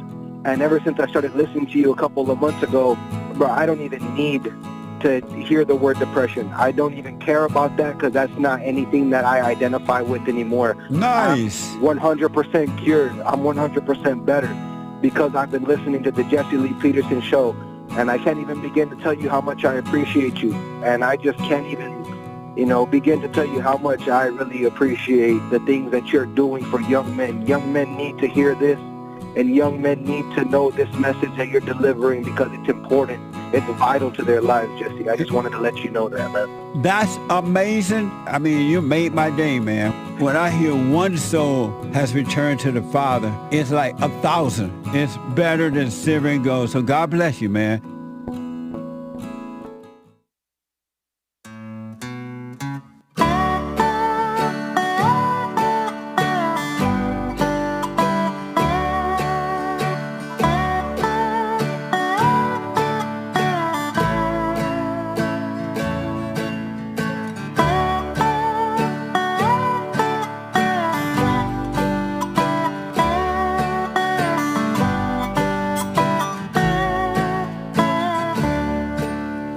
Lord, I was born a gambling man, hanging around and doing the best I can. Country and Western Tuesday.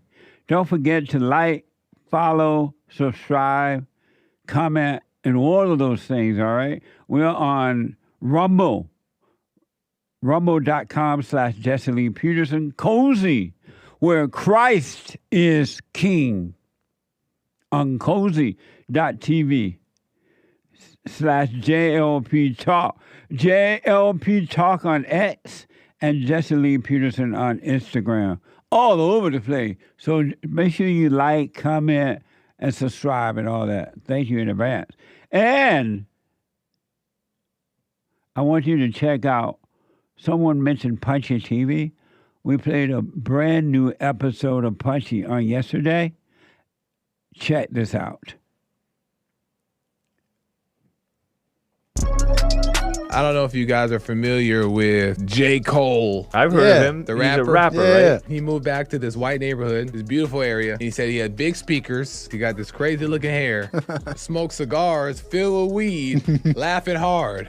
There's something that does not make sense about this story. With a lot of money, loved by the country, have a lot of fans, but a lot of black people have this chip on their shoulder. Yeah. Why don't black people look in the mirror and be honest about what they see? Destructive anger and hate. Punchin' TV. Isn't that amazing? Punchin' TV. Punchin.tv. Check it out. And also for personal shout-outs, go to Cameo. I'll do them myself for you. Birthday shout-outs, weddings, anniversaries, divorces, whatever. Congratulations, encouragement. Whatever the shout-out is, go to Cameo, cameo.com/Jesse Lee Peterson. Let me go to Chris, a first-time caller out of Las Vegas. Chris, welcome to the show. You're on the air. Hey, Chris. All right, so I just had a quick question to ask you. So my wife's family, they're lost in their thoughts, right? They're black and Hispanic, and they're living this life like blacks and Hispanics are constantly deprived and have nothing to gain, everything to lose. But it's funny because both in-laws make real good money. My father-in-law made millions playing professional sports, went to college, all this stuff, owned their home and stuff like that. But they still push this narrative, and I don't want it to leak into my children's lives, where they push this narrative of you'll only amount to this much. Other people around you, especially if you live in a suburban area, will strive better than you just because they're skin color. And it just doesn't make any sense to me. And I want to almost consider limiting my children's encounter with their grandparents and that side of the family. Oh, by the way, my mother-in-law is also in the education system. She's high up there. And so it all kind of makes sense why, there's that thought process. But would you have any kind of recommendations, or would you, if you're in my shoes, would you consider limiting my children's encounter with that side of the family? I would highly, highly, highly, highly recommend you keep your wife and your children away from them, period. Don't let them come over. Don't let your children and your wife visit them. You take your wife and your children far away from your family and their family so that you can protect them from evil. Yeah, You I hear have that, no 'cause obligation. Even God said, when you get married, take your wife far away from her family and your family. If you want, otherwise they will screw them up. Yeah, I hear you on that because, and you know, I'm black and white. My wife is he black. My wife is He Hispanic black. and black. Your wife is what? And my wife is Hispanic and black, but we are very free thinkers. We follow the ways of the Lord. My wife submits to me. I do my best to be a great father, a great husband, a great leader. So I take these extra steps in taking care of my mind, soul, and body. Right on. And it seems like every time there's a family function or something like that, I want to participate because it's good to see people and No, you know, it's all not. that stuff. It's but not good to see them at all. That's just a thrill you have. It's not good. I would highly recommend, man, that you keep them away from the grandparents, from everybody. Otherwise, you will regret it. Yeah, I hear you on that. I noticed my father-in-law. He is very submissive to his wife, and I call it out to my wife all the time. I'm like, I can't raise my sons around this. Yes. You know, I love them, but this is not good. And if we continue to surround them, kids are like sponges. So eventually, over time, they're going to absorb that and whatever's in their environment. 100%. And we can't have that. Well, keep them away. Keep your wife away from them. Don't let her go around them either. And your family is your wife and your children now. Forget about the others. Yes, sir. And you work on your family, man. Keep them away from her parents and yours. Thank you, Jesse. I appreciate it. I wish you well. Thank you, too. All right, buddy. 888-7753-773. Let me go first-time caller out of Virginia. Robin. Robin, welcome to the show. You're on the air. Thank you, Jesse.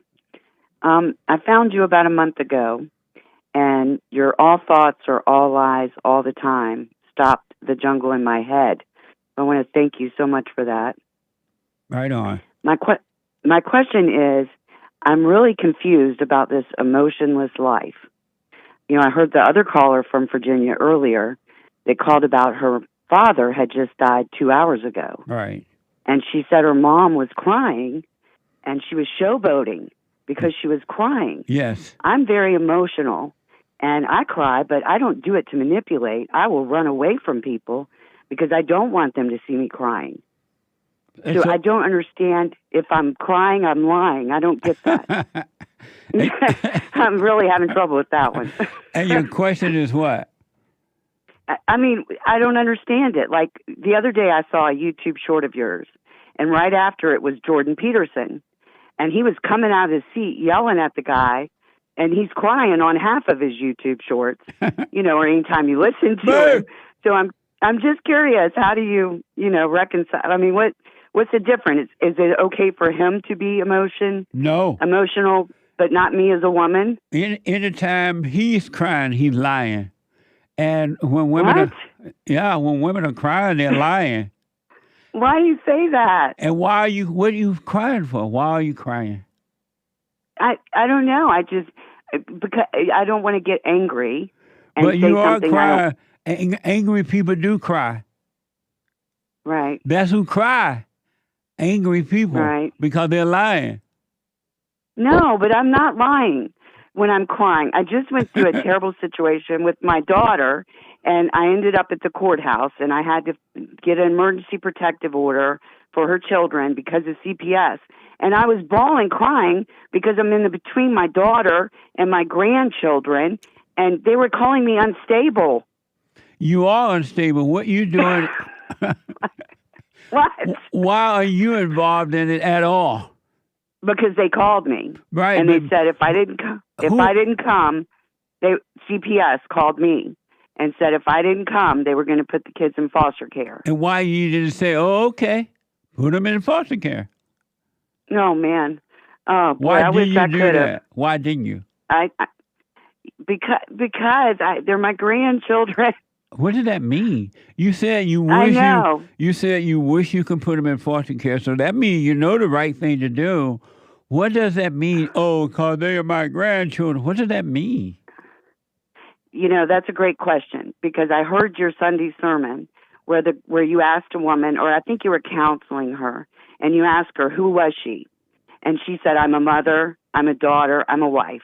That's exactly what I would have said. And it was so freeing to hear you say, that's just what you do. That's Right. not who you are. Right. Oh, I wish I'd have found you August of last year before they called me. I certainly do. But I wasn't lying while I was there, so I don't. Yes, I just you don't were. Why were you understand why- crying? Because I was devastated. I didn't want to be in that position. Why were you devastated? Well, I felt like I was taking my daughter's children, and I agree with you. I don't think it was the right thing to do. So then why were you crying knowing you were doing wrong? No, I guess that's why I was crying. And who was crying? I mean, I want to say me, but was it my thoughts? Who was crying? Me. And who are you? Well, at that moment, I was a grandmother and a mother. That's all I could think of. So that's who you are? Well, that's what I thought. And all thoughts are all lies all the time. Why would you believe that thought? About that? Exactly. No, that was a Right, question. and That was a question. Yeah, and well, now I know. Now I get it. I mean, my head was a jungle when I found you.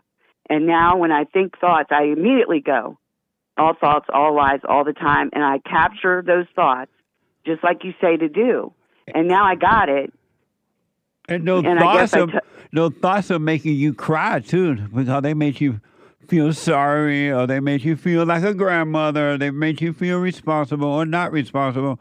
You still listen to thoughts which are lies, which means your crying is lying because you listen to lies.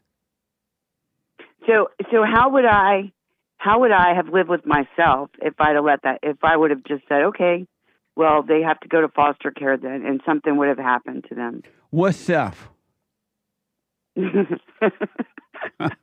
Right. No, that was a question. I know. I know. What I self are understand you what you're talking saying. about? I guess I'm talking about my grandmother's self. What self? That's just a title. That's not a self. Right.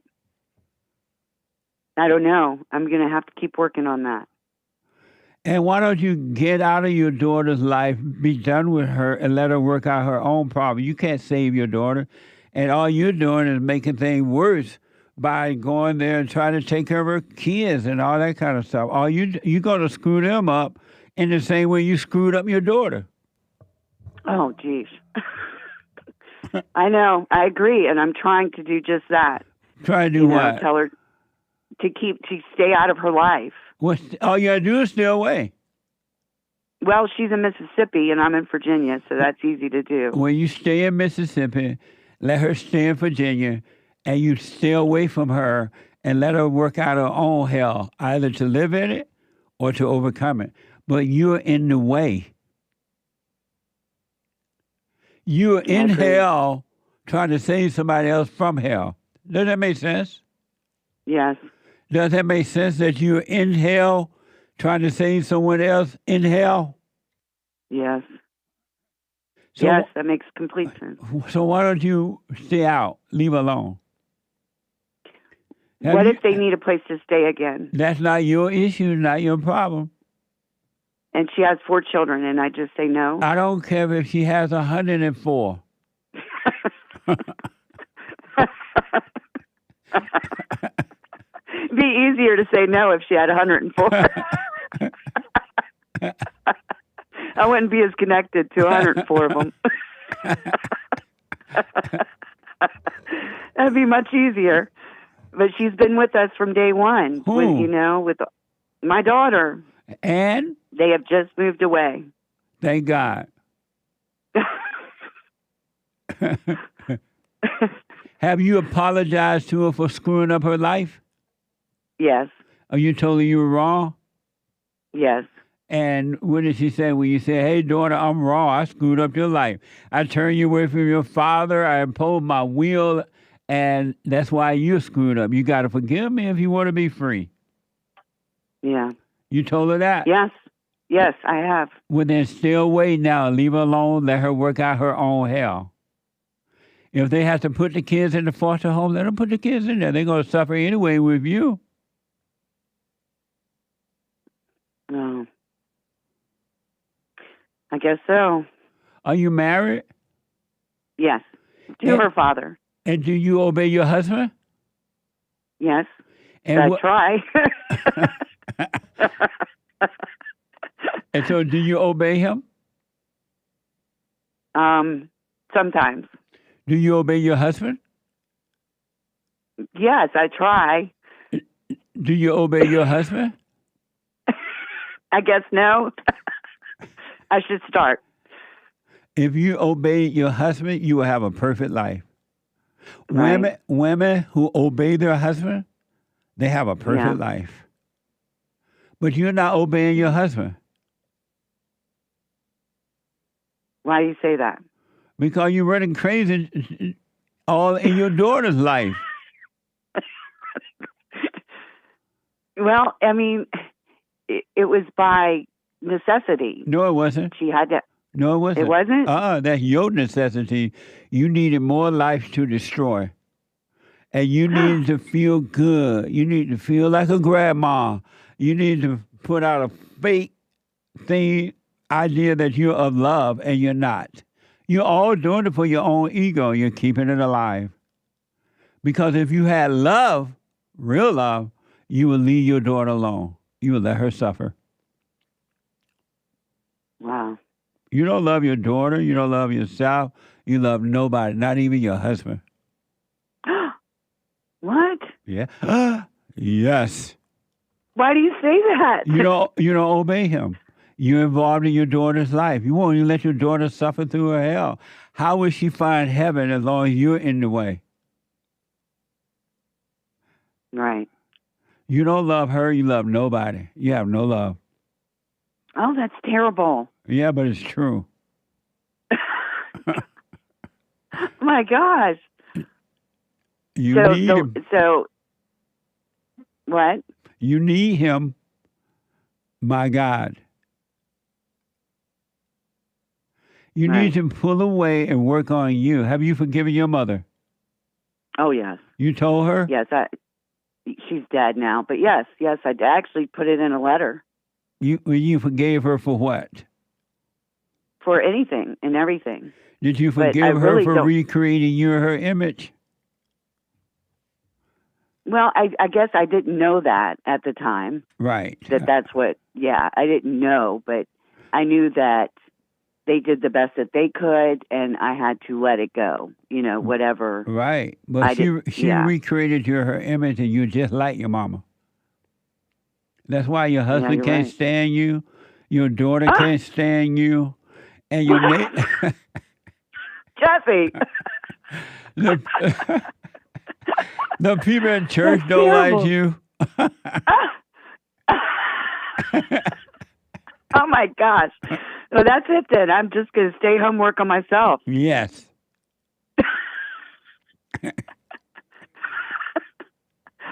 Oh, my gosh. You're something. I'm so grateful I found you. Are you doing the silent prayer yet?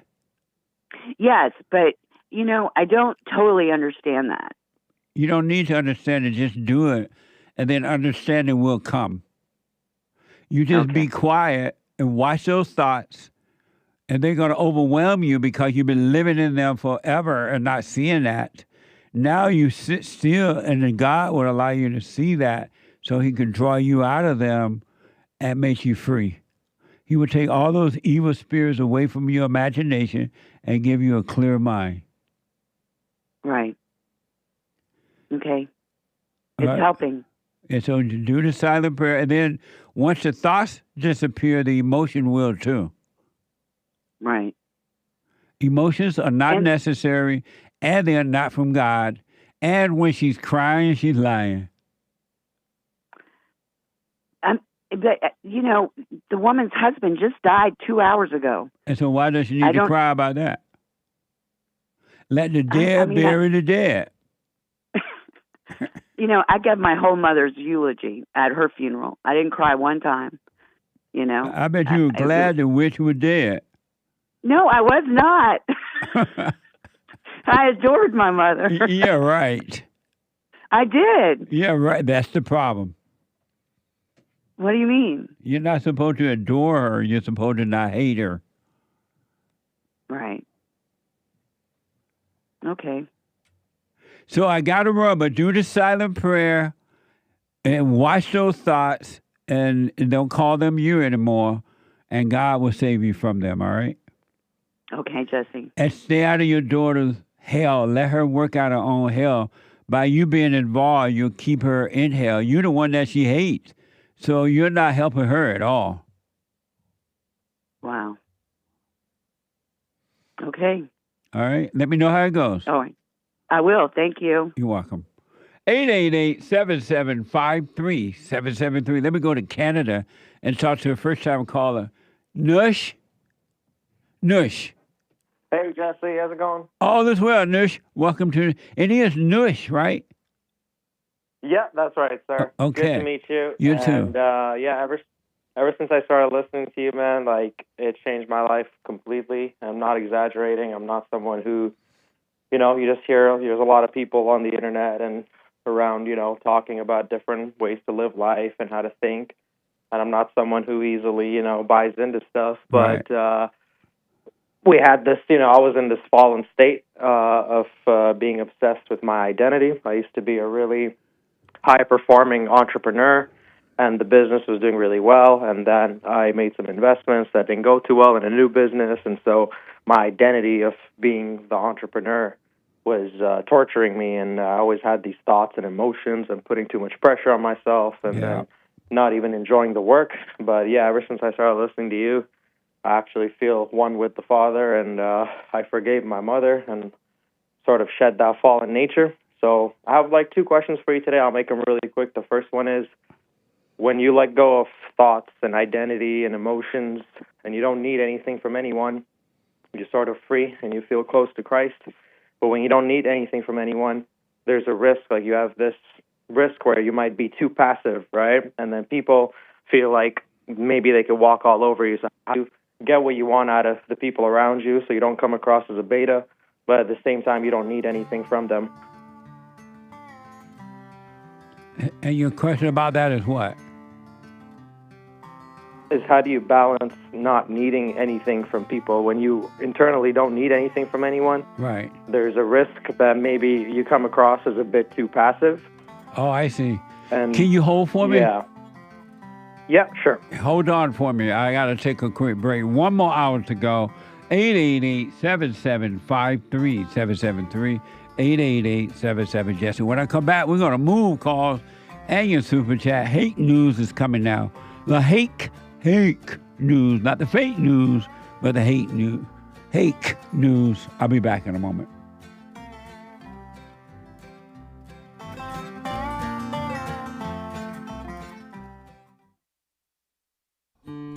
We have a counseling service, and I have to admit, thanks to God, it is the best counseling service on this side of heaven. I counsel with men and women, families, individuals around the world. Most people are unhappy, they're miserable, they have rough lives, they're depressed, suicidal, young and old, of all races. I understand, I know why, and I do understand it. Because exactly what's happening in me is happening with everybody outside of me, inside of them. And I've noticed that with those who really, really, really want to understand, they overcome it just like that, out of one counseling session. If you need counseling, you can go to rebuildingaman.com or call 800-411-2663. 800-411-BOND. Best counseling service on this side of heaven.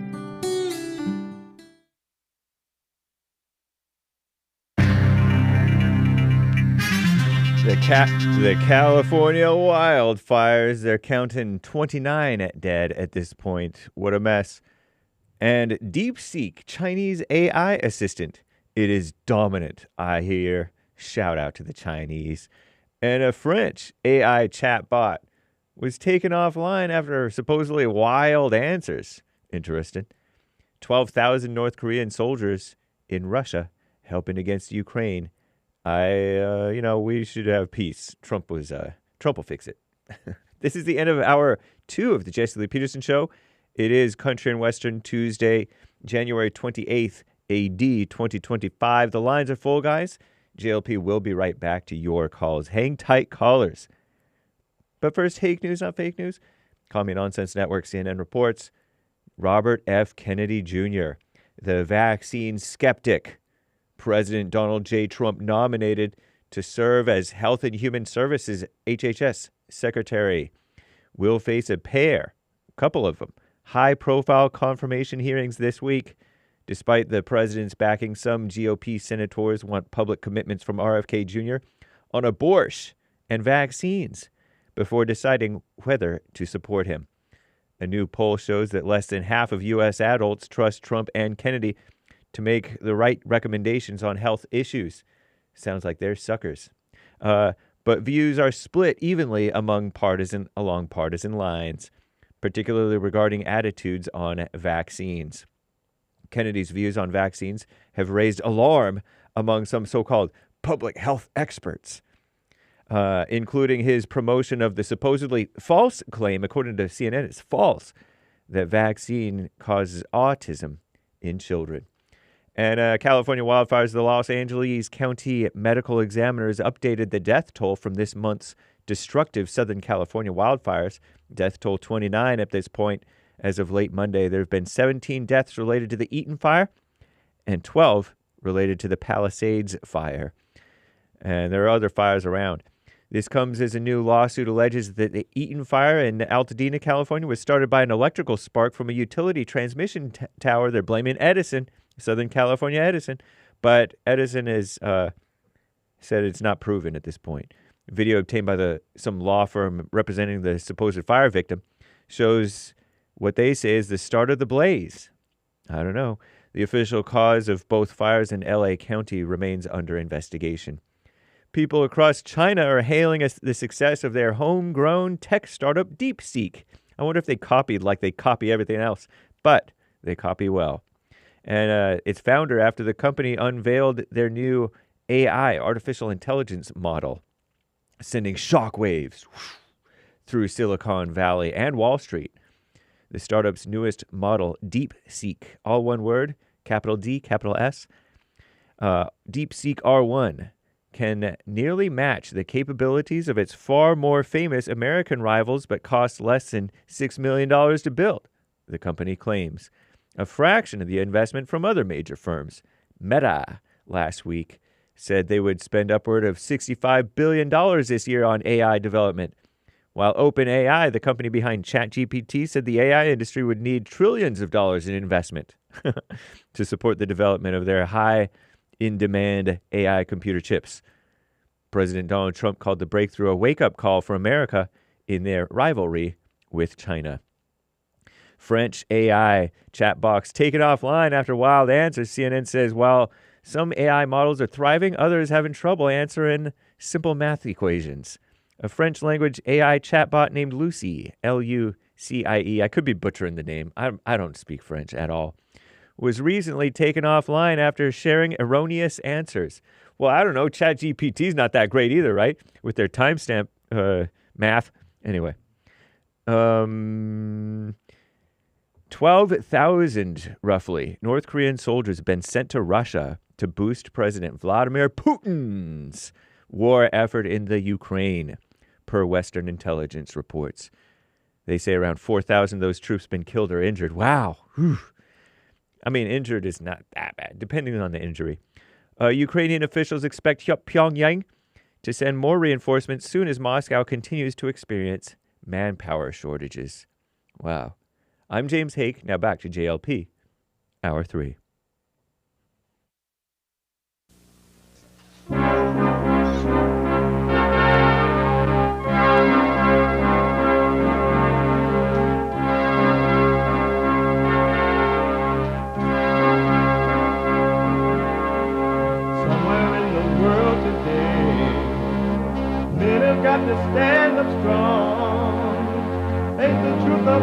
themselves to understand what went wrong. I know we can find a way. I know we can find a way. I know we can find a way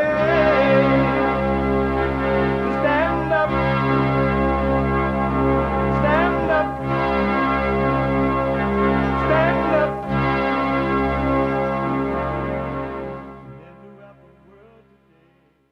Uniting the races with truth instead of dividing them with lies. We're also rebuilding the family by rebuilding the man. I am Jesse Lee Peterson. Welcome to the third hour of the show today. There's one line open at 888-7753-773, 888-77-JESSE. And my biblical question for this week, a doozy.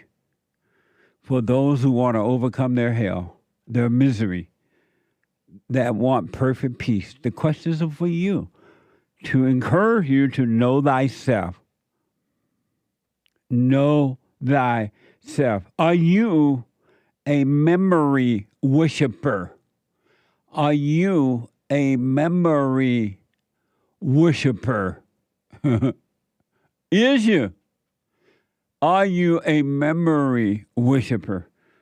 You can listen to the show anywhere in the world.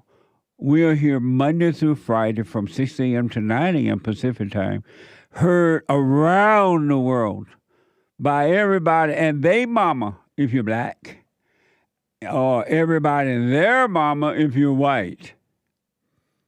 And for the flat earthers, we are heard up and down the world by everybody and they mama if you black. Everybody and their mama if you're white.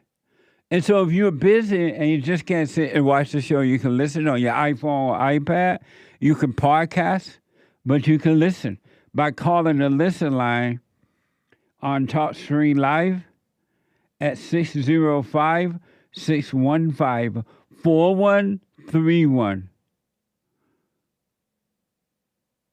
605-615-4131. And to donate and have your comments read out loud, go buymeacoffee.com/JLP Talk. Buymeacoffee.com/JLP Talk or Bond JLP Cash App. Bond JLP Cash App. It's Thursday. It's Tuesday. What's up? Tuesday. Third hour. And every Tuesday is Bible Thopper Tuesday. No. Country. What? No. He black. It's Country and Western Tuesday. All my life. All my thoughts, well, they've all been lies. They let me down every single time because the devil's been making homes inside my head. The good, the bad, the glad, the sad. If I could let them all go and give them to God, well, maybe he'd take this anger from my soul. And I'd shine like a light that's too bright to see. And I could lean on God so he could lean on me. Forgiveness, righteous, perfect peace. Amazing. Amazing. I want to go back to Canada and speak with Kush. NUSH, not Kush, but NUSH out of Canada, first time caller. So, NUSH, restate your question for me. Absolutely. So the question was, when you learn to let go of needing things from people, when you're letting go of your identity and your thoughts and your emotions, you end up also not needing things from people. How do you balance that so that you don't come across as passive and you actually get treated well by people and you get what you want out of your relationships, whether it's with your girlfriend or wife or it's work? How do you balance not needing anything spiritually, internally, with actually not being a beta and not coming across as passive. And who is coming across as passive? Well, it's just that if you sort of have perfect peace and you don't need anything, you may not even sort of make any of your needs heard ever, or you may just seem so peaceful that people feel like you come across as passive, or you just don't end up getting treated right, or you don't get what you want out of your relationships or your work. And or how would you anything. know that's what people would be thinking? If like, let's say your spouse doesn't treat you right at home, you know, she doesn't cook ever, you know, she's sort of like a manly woman, and let's say as an example, you're trying to make your needs heard, that sort of thing. But why would you have a wife like that? Why won't you get rid of her? What's the purpose to have a wife that won't cook and clean and wash your clothes and iron and sew and all? Why would you be with a person like that? That's true. No, that I was don't a happen to question. be with a person That wasn't like true. That was a question. Yeah, no, I totally get what you're saying. That you would, if you're not a beta, you wouldn't even pick like that. You wouldn't pick anyone like that from the get-go. But you know, people let you down. Sometimes your siblings let you down. People in your life let you down. Give me an example how someone can let you down. Let's say like right now, I'm visiting my family in the city that they live in after about 3 years of not seeing them. And my brothers really haven't paid that much attention to me. They haven't reached out. They don't seem to want to do stuff too much. But I'm at perfect peace. So this time I'm like laughing about it. Like, it's like, it doesn't bother me at all. And I'm just, you know, I'm having a really great time here. And so stuff like that, right? It's like perfect peace is where I'm at right now. And so it's just like, I don't even relate to, you know, the past me would have been all up in arms about that and been like, what? Like, how would they, you know, how could they even do that? Like, how could they treat me like that? But now it's just like, I'm having a great time and I'm chilling and I just feel like closer to God than ever. So it's like stuff like that, right? Like, but if you're having a point where you're like, if you have an amazing time and you are close to God, why would you even think about them not showing up? Why would that even be a part of your thinking? Yeah, absolutely. Yeah. No, that was a question. It wouldn't be, right? But you are thinking about that.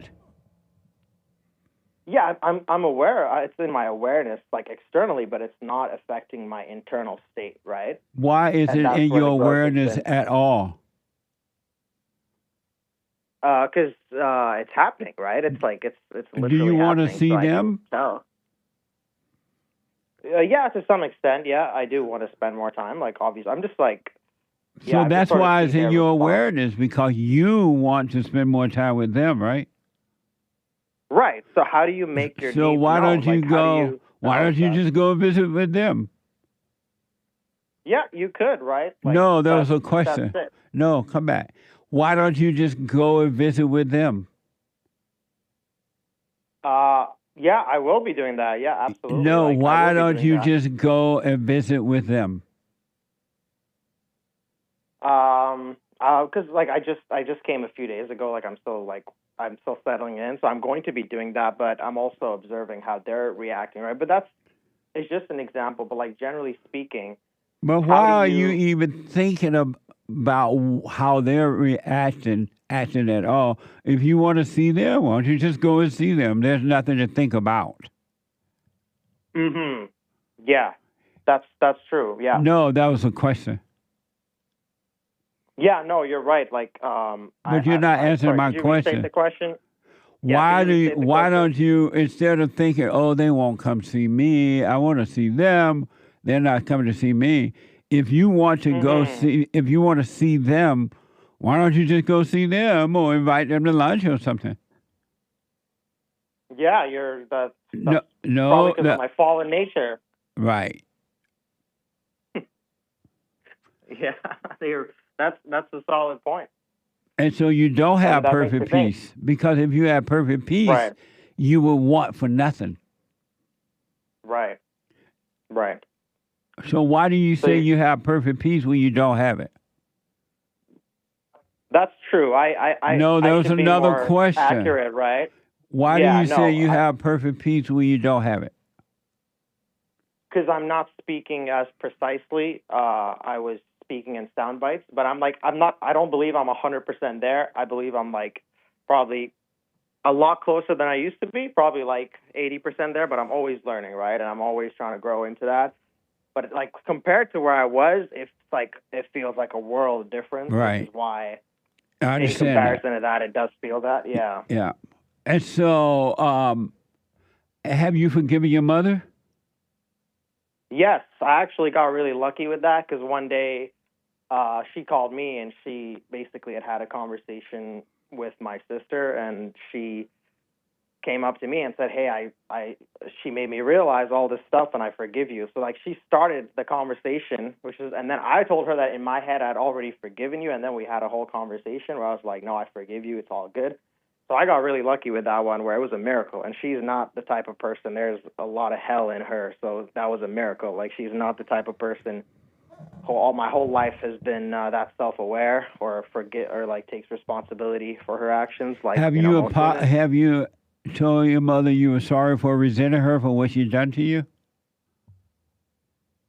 I told her I forgive her. That's it. And I told her I've already forgiven her, so it's all good. And she was feeling remorseful, and I told her that, my brother is really a beta because he is extremely identified with the mother. Who? And my oldest brother. I'm the youngest, so my okay. oldest brother, yeah, he's like, and I've tried to help him a billion times get out of his hell, but he's like super identified with my mother, and he's like very, like, I can just see from the outside, I have empathy for him because he's my brother.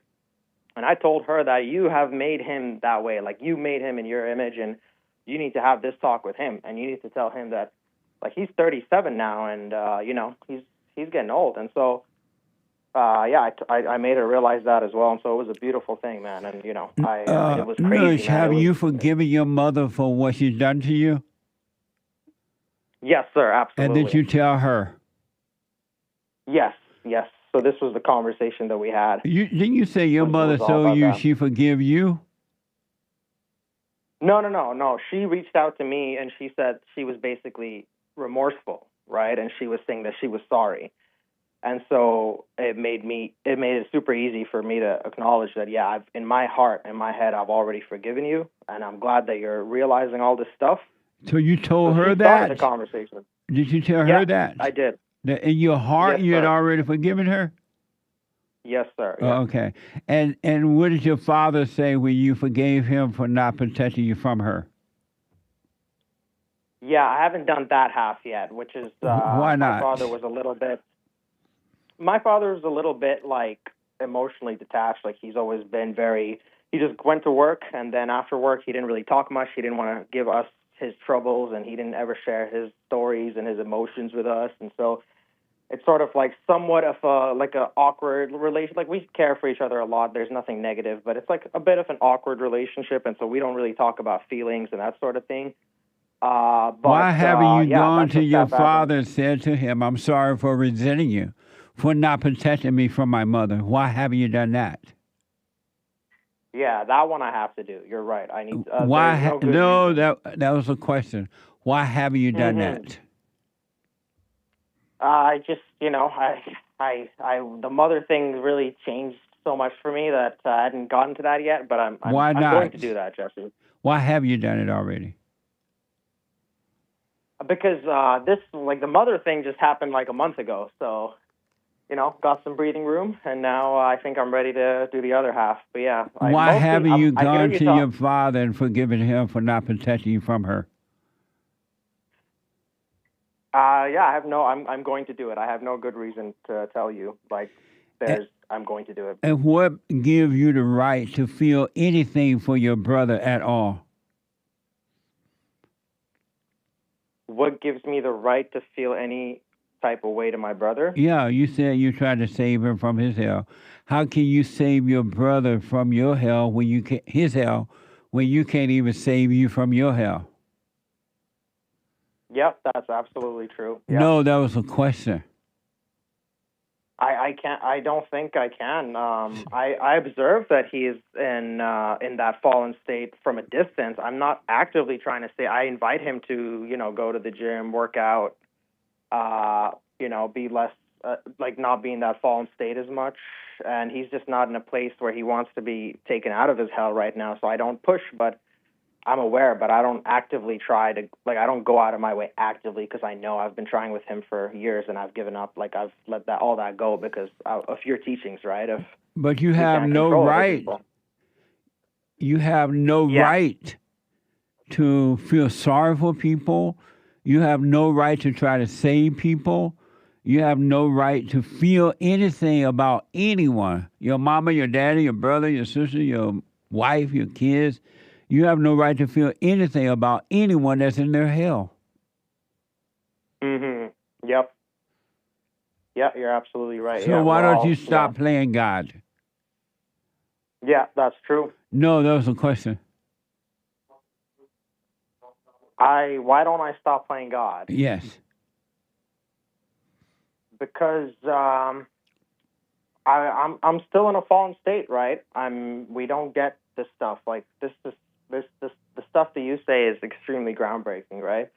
It's not, we don't get taught religion. When we go to church, we don't get taught how to actually know God. We don't get taught any of this stuff, right? So, like, I'm 27, and it took me so long to really understand this message and, like, literally physically in my body know what it's like, and in my mind know what it's like to feel God. So I'm just at the beginning, to be honest, but I'm really grateful where I'm at so far. And I do understand it. But let me ask, because of time, let me ask. You asked me, what do you do if someone thinks that you are being passive, right? Right. Okay. So in this world, we have to do business with one another. We have to go to the market. We have to buy a car. We have to buy a house. And so we got to do business with one another. But other than that, there's nothing else that you need from anyone. And when you truly realize that, and you will if you stay with it, you're going to realize there is no you. And if there is no you, there's only this illusion of you that you have. And if there's no you, how can anyone make you feel passive at all? Right. That was another question. Yeah, I don't think they can, yeah. So why would you think about that? Oh, because I'm not needing anyone for psychological support, they're going to think I'm passive. Why are you thinking that at all? Because there's a fear that you're sort of perceived as someone that people could just walk all over, right? And then that could lead to real world outcomes, like in business, right? If not at all. If you know that there's no you, there's no one there to feel passive, no matter what someone else thinking, you would never think about that. You would still do business straight up, and whatever somebody else is thinking, you wouldn't even think about what someone else is thinking because you would not be into thinking. All thoughts are all lies all the time about anything. And you would know that there is no one there to be passive, so that wouldn't even be on your mind. Right. So I think what you're saying, and correct me if I'm wrong, I think what you're saying is that you don't have spiritually, internally a need for anything, but when you're doing business, for example, you let what you want go through, you express that, and then you take it as it comes, right? And you're a good businessman, you're a tough negotiator, but you don't need anything at the end of the day, right? You're not a beta either. You don't need any psychological support from anyone, meaning they don't need to love you. You don't care. You're not concerned about what they think about you. You're not even thinking about that. You're not concerned about how they see you because you know there's no one there to be concerned about that. You're not thinking about, oh, I'm dealing with this deal in the wrong way. They're going to think I'm passive. You're not, those thoughts are not yours because you know all thoughts are all lies. And so now you live without thinking. The only thing you need to think about sometimes is buying food, buying a car, buying a house. But you don't, you live a life without thinking. When you get to a point, and you will if you stay with it, you're going to, and I promise you this, you're going to live a no-thinking life. Yeah, that sounds amazing. That sounds amazing. Amazing. Yeah, I appreciate that, sir. Appreciate that very much. So from if now we don't have time on, for another question. So from now on, when the thought come, oh, they're gonna think of you as being passive or whatever, right? They're gonna think of me as being passive. You let that thought pass. Don't call it you. Don't identify with it. Let it pass. Right. And then it'll be taken away from you, and you will never have to think about that anymore. Yeah, absolutely. No, that's beautiful, sir. And yeah, appreciate everything you do. Are you doing the silent prayer? No, I've not started with the silent prayer yet. What a beta. So how are you going to be free if you don't practice staying present? Yeah. No, that was a question. I'm not. Yeah, I'm not. I think, I have some type of pride where we like to, when we learn new information, we get a new way of being. Like I've been on this for maybe like a month and a half, 2 months now. We think that, we have this thing where we're already there, right? But we're not, right? There's so much. Come back to your phone. Come back closer to your phone. If you think you're there, you're not there, because thinking you're there is just another thought. In being there is no thinking. So do the silent prayer. Start rebuildingtheman.com/prayer, right there. rebuildingtheman.com/silent prayer. Silent prayer, yep. Start doing that. Absolutely. Because you're on your way. Sure. You're on your way. I want to encourage you, just become more and more aware of those thoughts. Don't call them you. Don't identify with them at all, no matter what the thought is. Don't identify with it. You're not your thought. They're not from God. All thoughts are all lies all the time. So stop identifying with lies. Yeah, for sure, Jesse. Thank you so much for everything, sir. Really appreciate it. And yeah, God bless you. Really love the work you're doing. You too, buddy. You stay with it, though, all right? Will do. All right. Take care now. You too. All right. 888-7753-773. I want to know what y'all think about this real fast. I want to play this for you. And I really want to hear whatever else you want to call about, you can. But I want to know what you think about this soundbite, if you are able to see it right now. There's this Detroit lady, a rapper.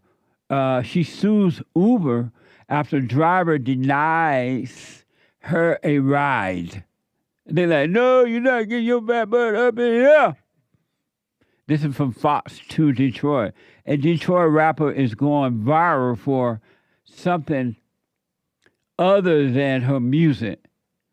Fans know her as Dank Demas, and they're fuming after a Lyft driver allegedly denied her a ride because of her size. Watch it from Fox 2 Detroit. Well, it all unfolded on video. Deja Banlane whipped out her phone when this all happened. Now, the Lyft driver, he was kind enough and apologetic, but refused her a ride and said that she would not fit and that her weight couldn't be handled by his tires. Now she's filing a lawsuit. Have you been in cars that size before? Yes, I have. I've been in cars smarter than that, Deja Blanding tells us she was just trying to get to a Detroit Lions watch party this month when her Lyft rolled up. As I'm walking, I see him making faces or whatever. I'm like, oh man. She already knew. I can fit in this car. Believe me, you can. Yes, I can. Believe me.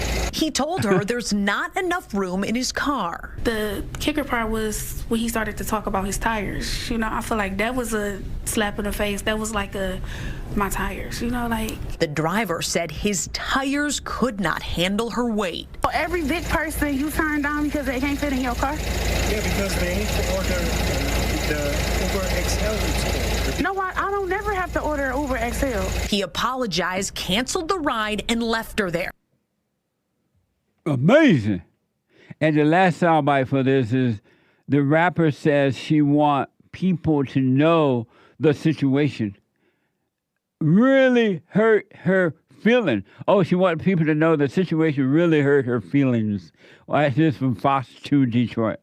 The rapper says she's pretty tough. I get the money and flip it and make some food. Dank DeMoss, as she's known at the mic, is crushed by the whole situation. I just want them to know, like, it really hurt my feelings. It looks like Lyft might be hurting pretty soon, too. I knew it was illegal, and I knew that it was wrong. Her attorneys, John Marco and Zach Runyon, say weight is a protected characteristic in Michigan by law. It would be no different than a driver pulling up and saying, you know, I don't want to have black people in my car, or I don't want to have Christians in my car, or Muslims in my car. It's the same. Under the law, it's the same. The lawsuit is filed. Since she posted the encounter on social media, other full-figured folks have reached out saying the same thing happened to them.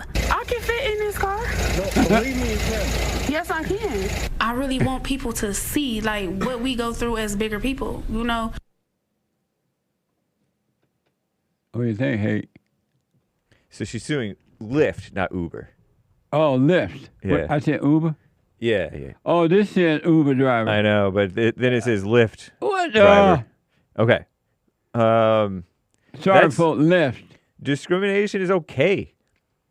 And maybe it should be a wake-up call for her, I think. What do you think, Nick? That's pretty evil. I can see why she's fat. She what gotta now? eat. Huh? What do you think about the fact Lyft said no to her? About them saying no, I think that's totally fine. They should be allowed to do that. And then the lawyer said, this is like discriminating against black people. It's like you're saying you don't They want... always say black. They put black with everything that's He evil. threw in Christian. Yeah. He must be kind of aware of the culture or something. But he said this would be like saying, I don't want black people in my car, but you should be allowed to say that too, is what I'm trying to say. Absolutely. Yep. And so Joel Friday say, if I don't want you in my car, then you can't get in my car. Especially Lyft. Lyft drivers are poor, I think. The man, according to the story, the guy said, I'm sorry you can't get in.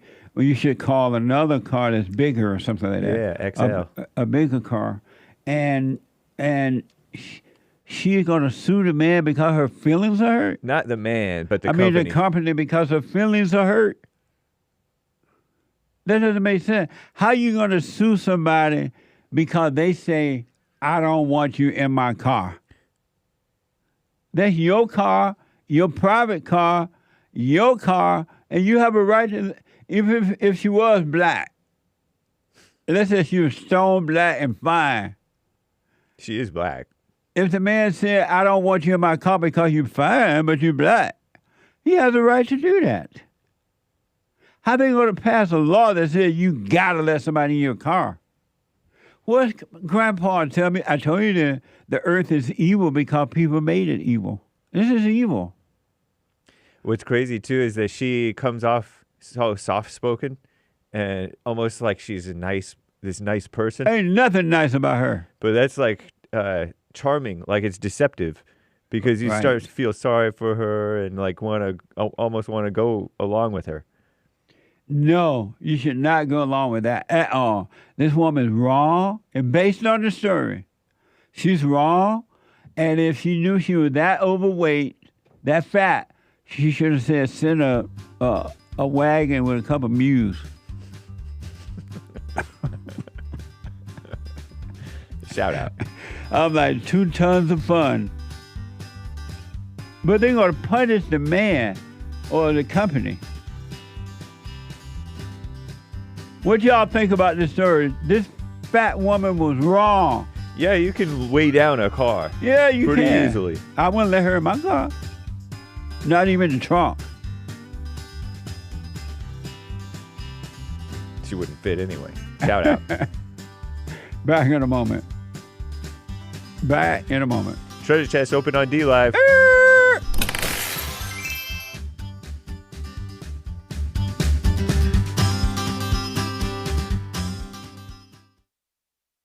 Now, I totally disagree with the way things are going, but you can't be angry because that's what the enemy wants. He wants to control you. They do things to make you mad so they can control you. It's like being married. And the wife would do things to make you mad, or she'll do things to make you feel good. And men do that to women too when they want something from the woman, especially sex. They'll make her feel good or they'll make her angry. And the woman's gonna have to say, you don't want to be angry. You want to speak up. You want to disagree with what's going on. It's wrong, but do not be angry. Then you won't have fear. You won't have doubt. You won't have worries. You'll be able to see, but you got to stay away from anger. That's why you must forgive your mothers and your fathers so that you can overcome the spirit of anger. It's a spirit and it's wicked. Nothing good in anger because it has no love, folks. You need love to defeat evil. And love is not a weakness. It's a strength. It's from God. It's His nature.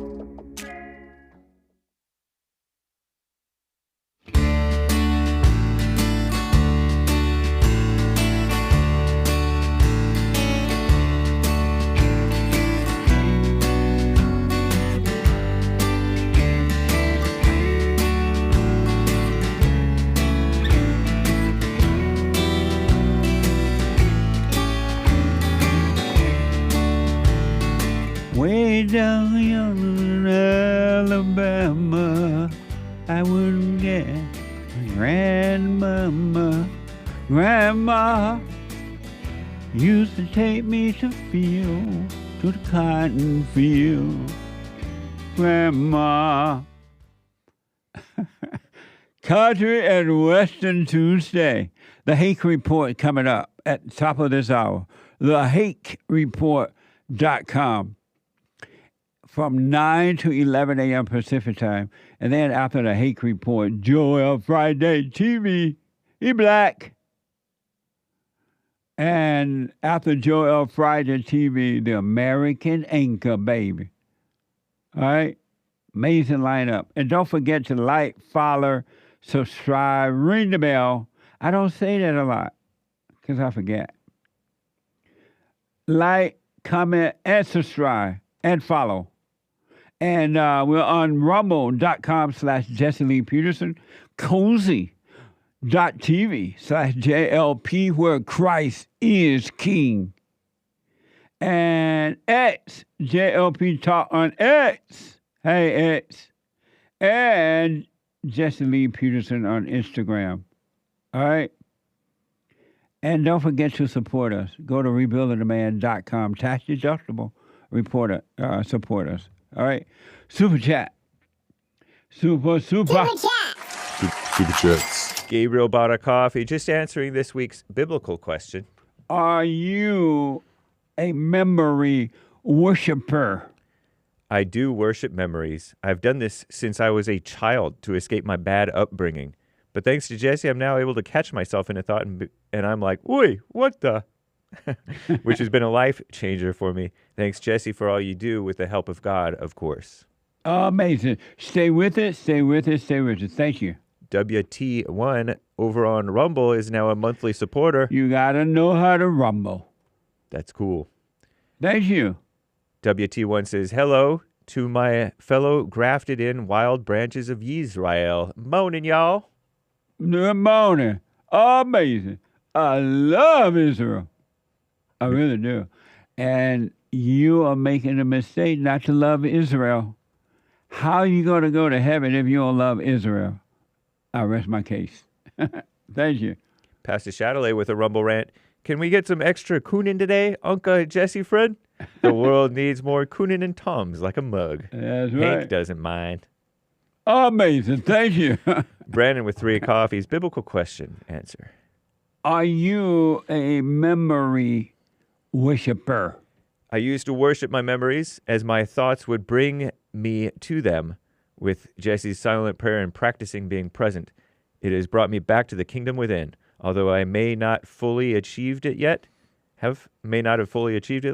perfect peace is possible. All thoughts are all lies all the time. Amazing. Stay with it, stay with it, stay with it. Amazing. Thank you. Easier done than said with 3 coffees. Church was amazing. Jesse, is the Holy Spirit consciousness? Love you, no homo. Church was amazing. It's amazing every Sunday, but it was like extra amazing on this past Sunday.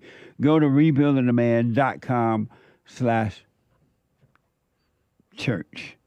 rebuildingtheman.com/church. The Holy Spirit is your teacher. He is your teacher. Amazing. Thank you. Easier done than said. 3 coffees. Oh, yeah, thank you. I already read that. Takashi Bought a coffee question. Hello, Jesse. I moved to another country away from family. Start my own thing, new opportunities. My previous country, Germany, is so liberal. I made a mistake, told my mother which country I moved to. Now she's trying to come visit me, and I told her no. Nice. She said, you hate me and you don't want me. I told her I'm not your boyfriend, and I had to block her. Tomorrow's her birthday, though. Should I unblock her to say happy birthday? As long as you're not doing it out of obligation or guilt or any of that. Let's say you just want to say, hey, happy birthday. But there's no obligation to that either. All right? So do not do it out of guilt. That's not love. Amazing. Thank you. Cornerstone Media Consulting with a Cash App. No message. Thank you. Amazing. Bond JLP on Cash App. Topias or Topias. Pardon me if I'm butchering your name. Why are so many alpha males are gay? He asks, or she asks, or it asks. No such thing as a gay alpha male. What? Nah. Indeed. Amazing. Thank you. A rumble rant from Commander Kim. Yes, Master Trump. We's so happy to be taking them all back. This is Colombia speaking. Thank you, Master, for sending them back. Colombia. When the Master said he's sick, I said, yes, sir, Master. We sick. Amazing. Thank you. Old Roy on Gab.com answering Jesse Lee Peterson's biblical question. Are you a memory worshiper? Unfortunately, yes. I'll put my 2 cents on Sunday. Thank you. Amazing. On Threads, Ordinary Pete responds but doesn't answer the question. Says memories lead to depression. Amazing. Thank you. Thank you. Yeah. Lyin Chin says Jesse is right. Keep your wife and daughters away from sway of family and friends. Yeah. But it's different for nostril breather boys age 8 to 12. Sapience detects lies and character flaws in others, letting us read and grow in our own sense of people and life. And what's a nostril breathing boys? Sane boys. Huh? Sane boys. Amazing. Thank you. Oh, amazing. Pastor Chatelet says with the rumble rant, when she fell down, I tried not to laugh, but the ground was cracking up. Thank you. Amazing. I can't believe that female is going to try to sue somebody because they didn't let her in their car because she was too fat. And whatever the reason was, he has a right. And I wonder if she's suing for money. Because she know that person wasn't wrong for that. He has a right not to let you in the car, black people. As the anchor baby said, even if you were black. If it was for black, he has a right to do that, and he's not wrong. Yeah. Amazing. Don't let Trump hear that. He's going to write a court order. Executive orders. Yeah. Discrimination is now A-OK in America. Wouldn't that be amazing? That would be perfect. Yeah. Thank you. Commander Kim with the rumble rant. She should have called Lyft and asked for a horse trailer. That's mean. What? Might have been fun. Might be fun. A party horse trailer. Thank you. Nazulium bought a diamond. I am what I am, and that's all that I am. I am that I am. I'm Popeye the Sailor Man. Thank you. Shout out to Nazulium. Remember Popeye the Sailor Man? Of course. Amazing. Thank you. Games for Wreck Wolf 336, Misty, Groovy Monkey, Thrustazar, Armian, and the rest of the supporters. Thank you, guys. Thank you. And thank you, guys. I do believe that is all for now. Amazing. Thank you. I do appreciate it. Thank you all very much. Let me go quickly to Florida and talk to Jack. Jack, welcome to the show. You're on the air. Hey, Jesse. How's it going, man? All is well, Jack. So I just want a little bit of advice. I'm in my early 20s. I've got like 2 classes left to get this degree, and I think I'm just going to enlist. I lost my mom a little bit about over a year ago, so it's taken me a year to come back. But Jack is back, right? Right on. So what's your advice about? What do you think about enlisting in 2025 and stuff like that? If you want to do it, now is the time to do it. But it's up to you, not because I said or anyone, if it's something you want to do, because now that Trump is back and he have seemed to put, it seemed that he's put the right people in charge of the military.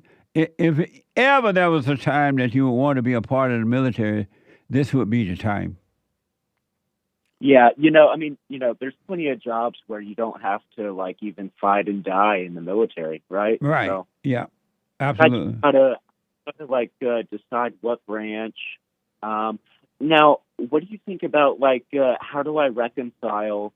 Let's say I do, they tell me to kill people because of like whatever branch.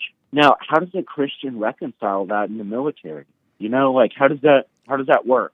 I don't understand the question. What do you mean? How does a Christian reconcile that? Well, so if let's say you're in the military and for whatever reason, your job is to like shoot people, right? Like just hypothetically, right? So how does like a Christian like? Are you a Christian? Oh yeah, dude. And why do you call yourself a Christian? Because of my faith in Jesus. And so, when there's why can't Jesus. you have faith in Jesus without being a Christian? Wait, what? Why don't you have faith in Jesus without being a Christian? I don't get what you mean. Do you have to be a Christian to have faith in Jesus? Yeah. Where you get that from? The Bible. The Bible says you have to be a Christian? No, okay. It's okay, so what do you want to call a Jesus follower? Like nothing. Why can't you just follow him without any identity? Yeah, I get that. But like my question, but you didn't answer the question. Why can't you follow him without any identity? Because now you have attached this identity to yourself as a Christian, which is putting limitation on your life, because now you don't want to kill because you're a Christian, and when Christ made it possible for you to defend yourself.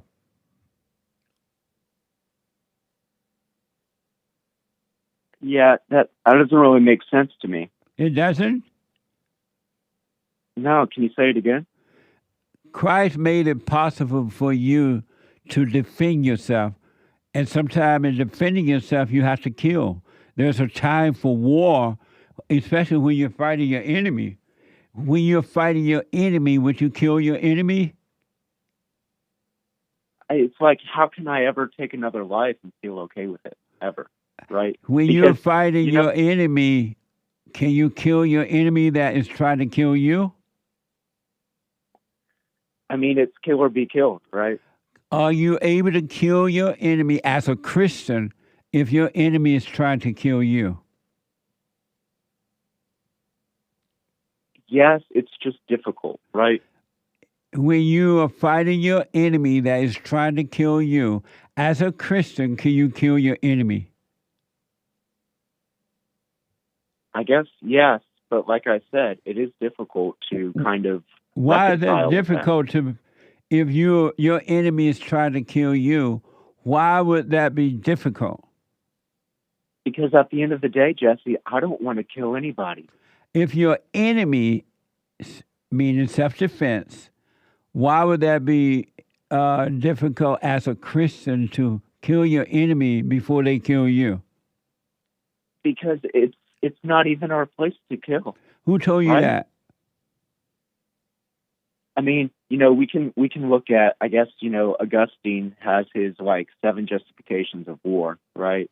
Who told you that it's not your job to kill? I mean, if it's not self-defense, isn't it murder?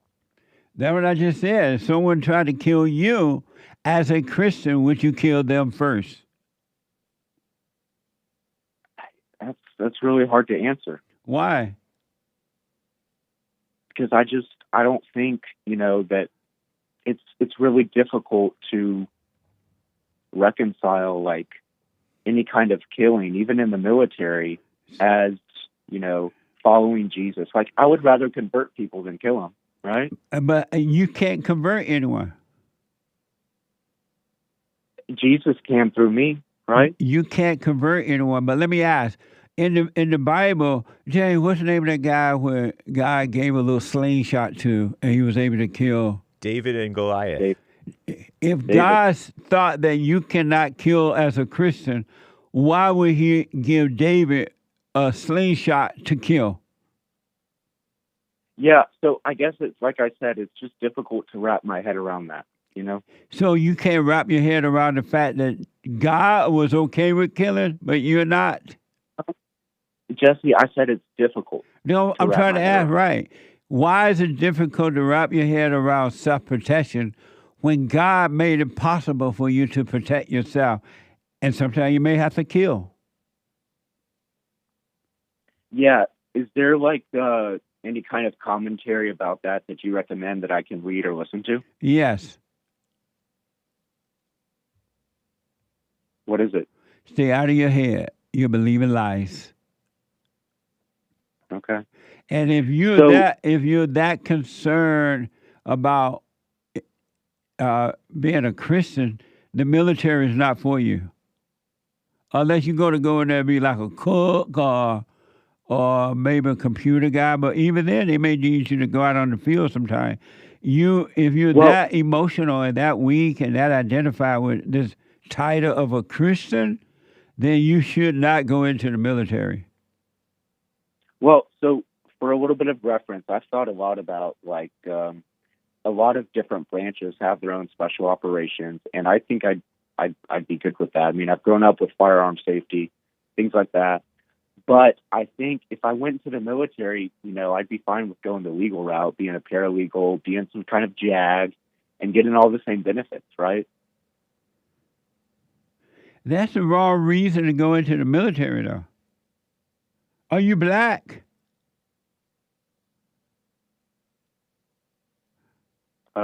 No. That's why those reasons you just gave are the reason that black people go into the military. They're going for benefits. They're not going because they want to protect their country. So someone shouldn't go into the military if they don't want to fight? No. But what about all of the other office jobs? What about them?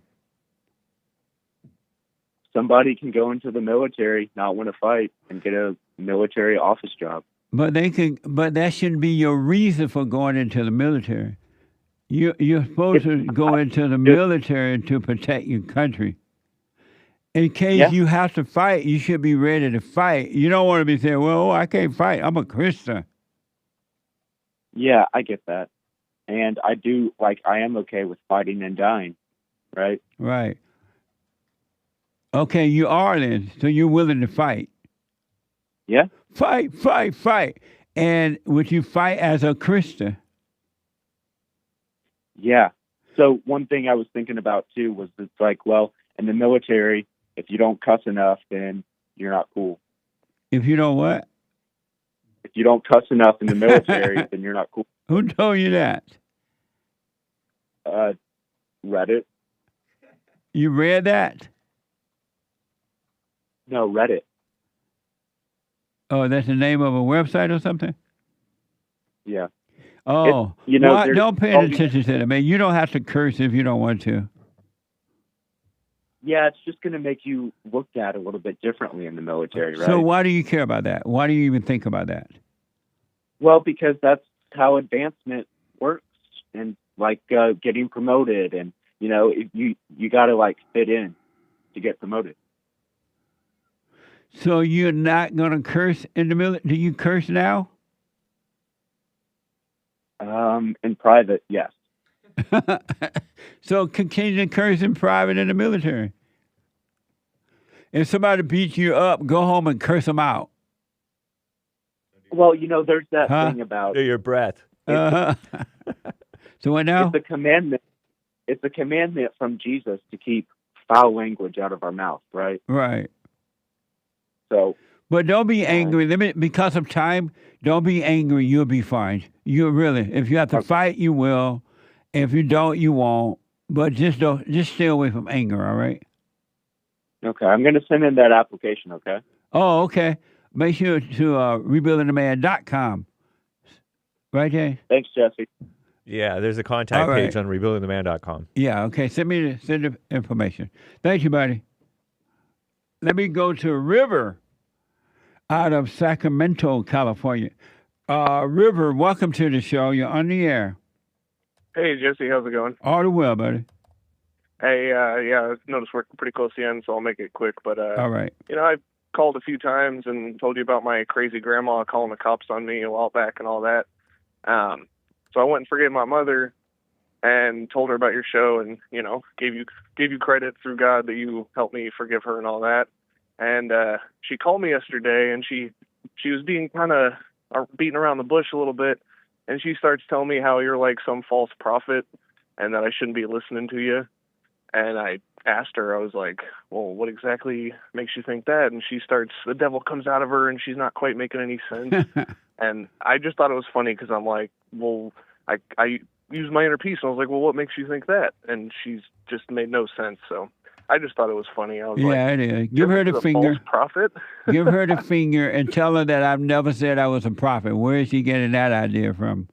Right? That's what I was thinking. Hey, I do have one quick other thing. So I had a girl I was having sex with out of wedlock there for a while, and the whole time I was feeling guilty, and I wanted to break up with her so I could, you know, be right and all that stuff. And then she ended up breaking up with me because I was being a beta and I couldn't let her go. And now she's just all I can think about all the time. And I'm just wondering, like, I'm sure you're going to say just, you know, don't listen to the thoughts, but like, what's your advice on like breakup and stuff like that when your wicked heart's feeling like yearning for, you know, the sex and stuff, you know? Stop thinking about it. It's just a thought. And the thought brings on those emotions. So you resist the temptation by not thinking about it. It's just thoughts. It's over. When you have a relationship with her, you had it then. You don't have it now. And the thoughts are setting you up to want to get back with her in one form or another. Drop the thoughts and you'll be done with it because the thoughts are keeping you in the past. And there is no past. It's an illusion. And so just stay present and live your life now. But drop the thought. It's just thoughts. I got to say, too, like, I know you're right, and that's what I got to do, but I just want you to know that, like, all the years I've been listening to you, how you talk about our thoughts are hell. Yes. Like, it made sense, like, conceptually, but until this breakup, I didn't really see the truth of it until I'm sitting here going, oh, woe is me, and coulda, shoulda, woulda about my past, and I'm like, Jesse's right. This literally feels like hell, all these emotions. Yes. It's brutal. It's just thoughts, and they're all evil. They're all lies, and they're not from God, and they're not from you. God's thoughts are above those thoughts. That's low-level thoughts those are low-level thoughts that you're having, which are evil. Absolutely. So let it pass, right. and you'll be fine. It's just a thought. There's nothing true about it. Gotcha. I appreciate you, Jesse. I'll let you go. Hopefully you can get another caller in real quick. All right, buddy. Amazing. Mike from New Jersey. Mike, welcome to the show. You're on the air. Hey, Jesse. Thank you so much for taking my call. Yes, sir. I'm going to get right to it. So my question is really about the silent prayer. Yes. About watching the thoughts, right?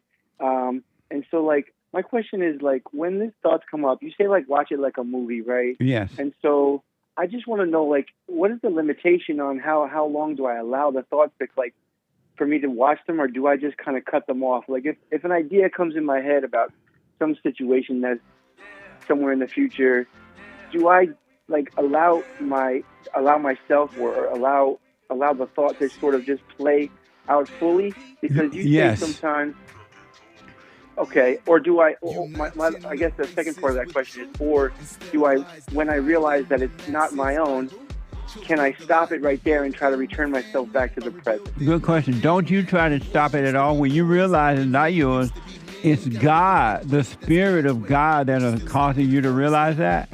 And let Him take them away from you so He can take them out of your mind, out of your body and everything. And that way you'll be free from them and you'll never have to go through that again. Don't you do anything about it but watch them.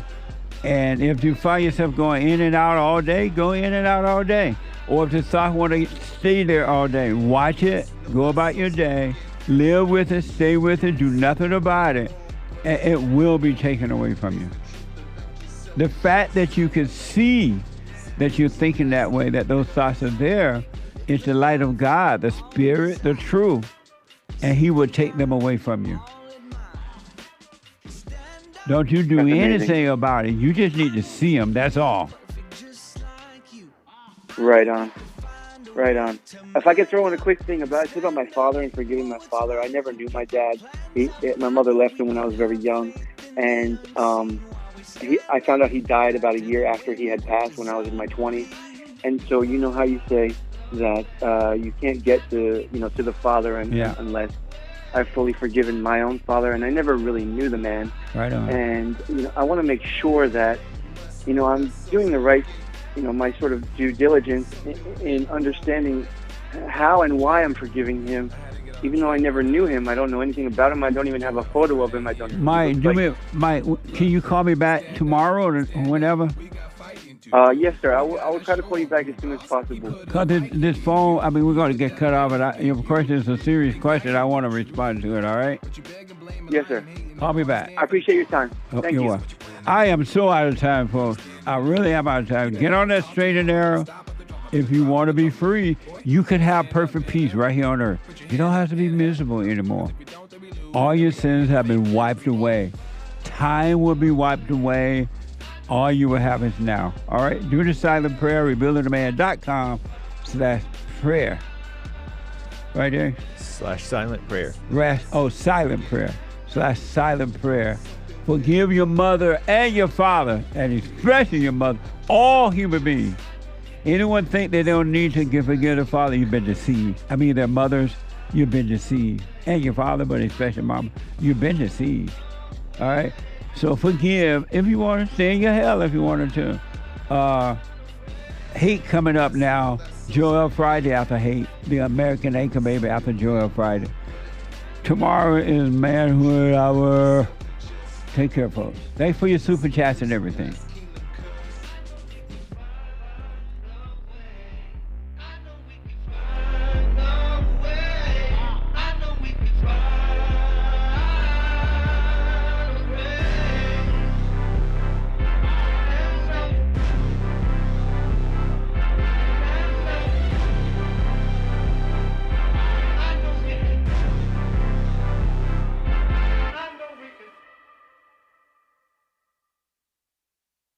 What are super chats in DLive? What is that? Let me give you guys a quick rundown of the super chats. If you go to dlive.tv and you sign up and make an account in the little button that says login, you'll have the option to get lemon. You'll see the button once you log in. Once you get lemon, which you pay real money for, you could use those lemons to super chat to our show. Lemon is about a penny. Ice cream is about a few more cents. Diamond is about $1. The Ninjagini is $10, and the Ninjet is $100. As soon as you click that button, you'll be given the prompt. You could write in your question, you could send it in, and you'll be able to donate to us and give us your super chat. And another way, which is pretty easy, and you literally just put in the amount that you want to send in and the message you want to write in, you go to jesseleepeterson.live.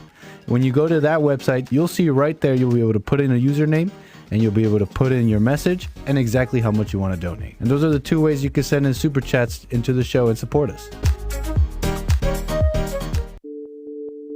Like my cousin sent me you, and I thank him for that. It was more of a, he thinks the whole everything's a joke. That just adds a little spice to it. But in the heart of what you're saying, there is real things going on. And people want to overlook that. And I'm telling you, Mr. Peterson, I'm not one of those people. And I thank God that, he showed you to me. And sometimes we just need some Jesse in our lives, I guess. I wish we had more brothers like you. We need more brothers like you. Because we don't have most guys that can, lead black people into the right direction. And I thank you for that, because a lot of people will be like, man, it's still going on. It's racism. Yeah. And I try to tell them, watch his show. Listen to this brother.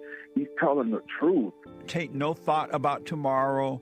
Yesterday doesn't exist. And you're going to see, man, God is with us and all is well.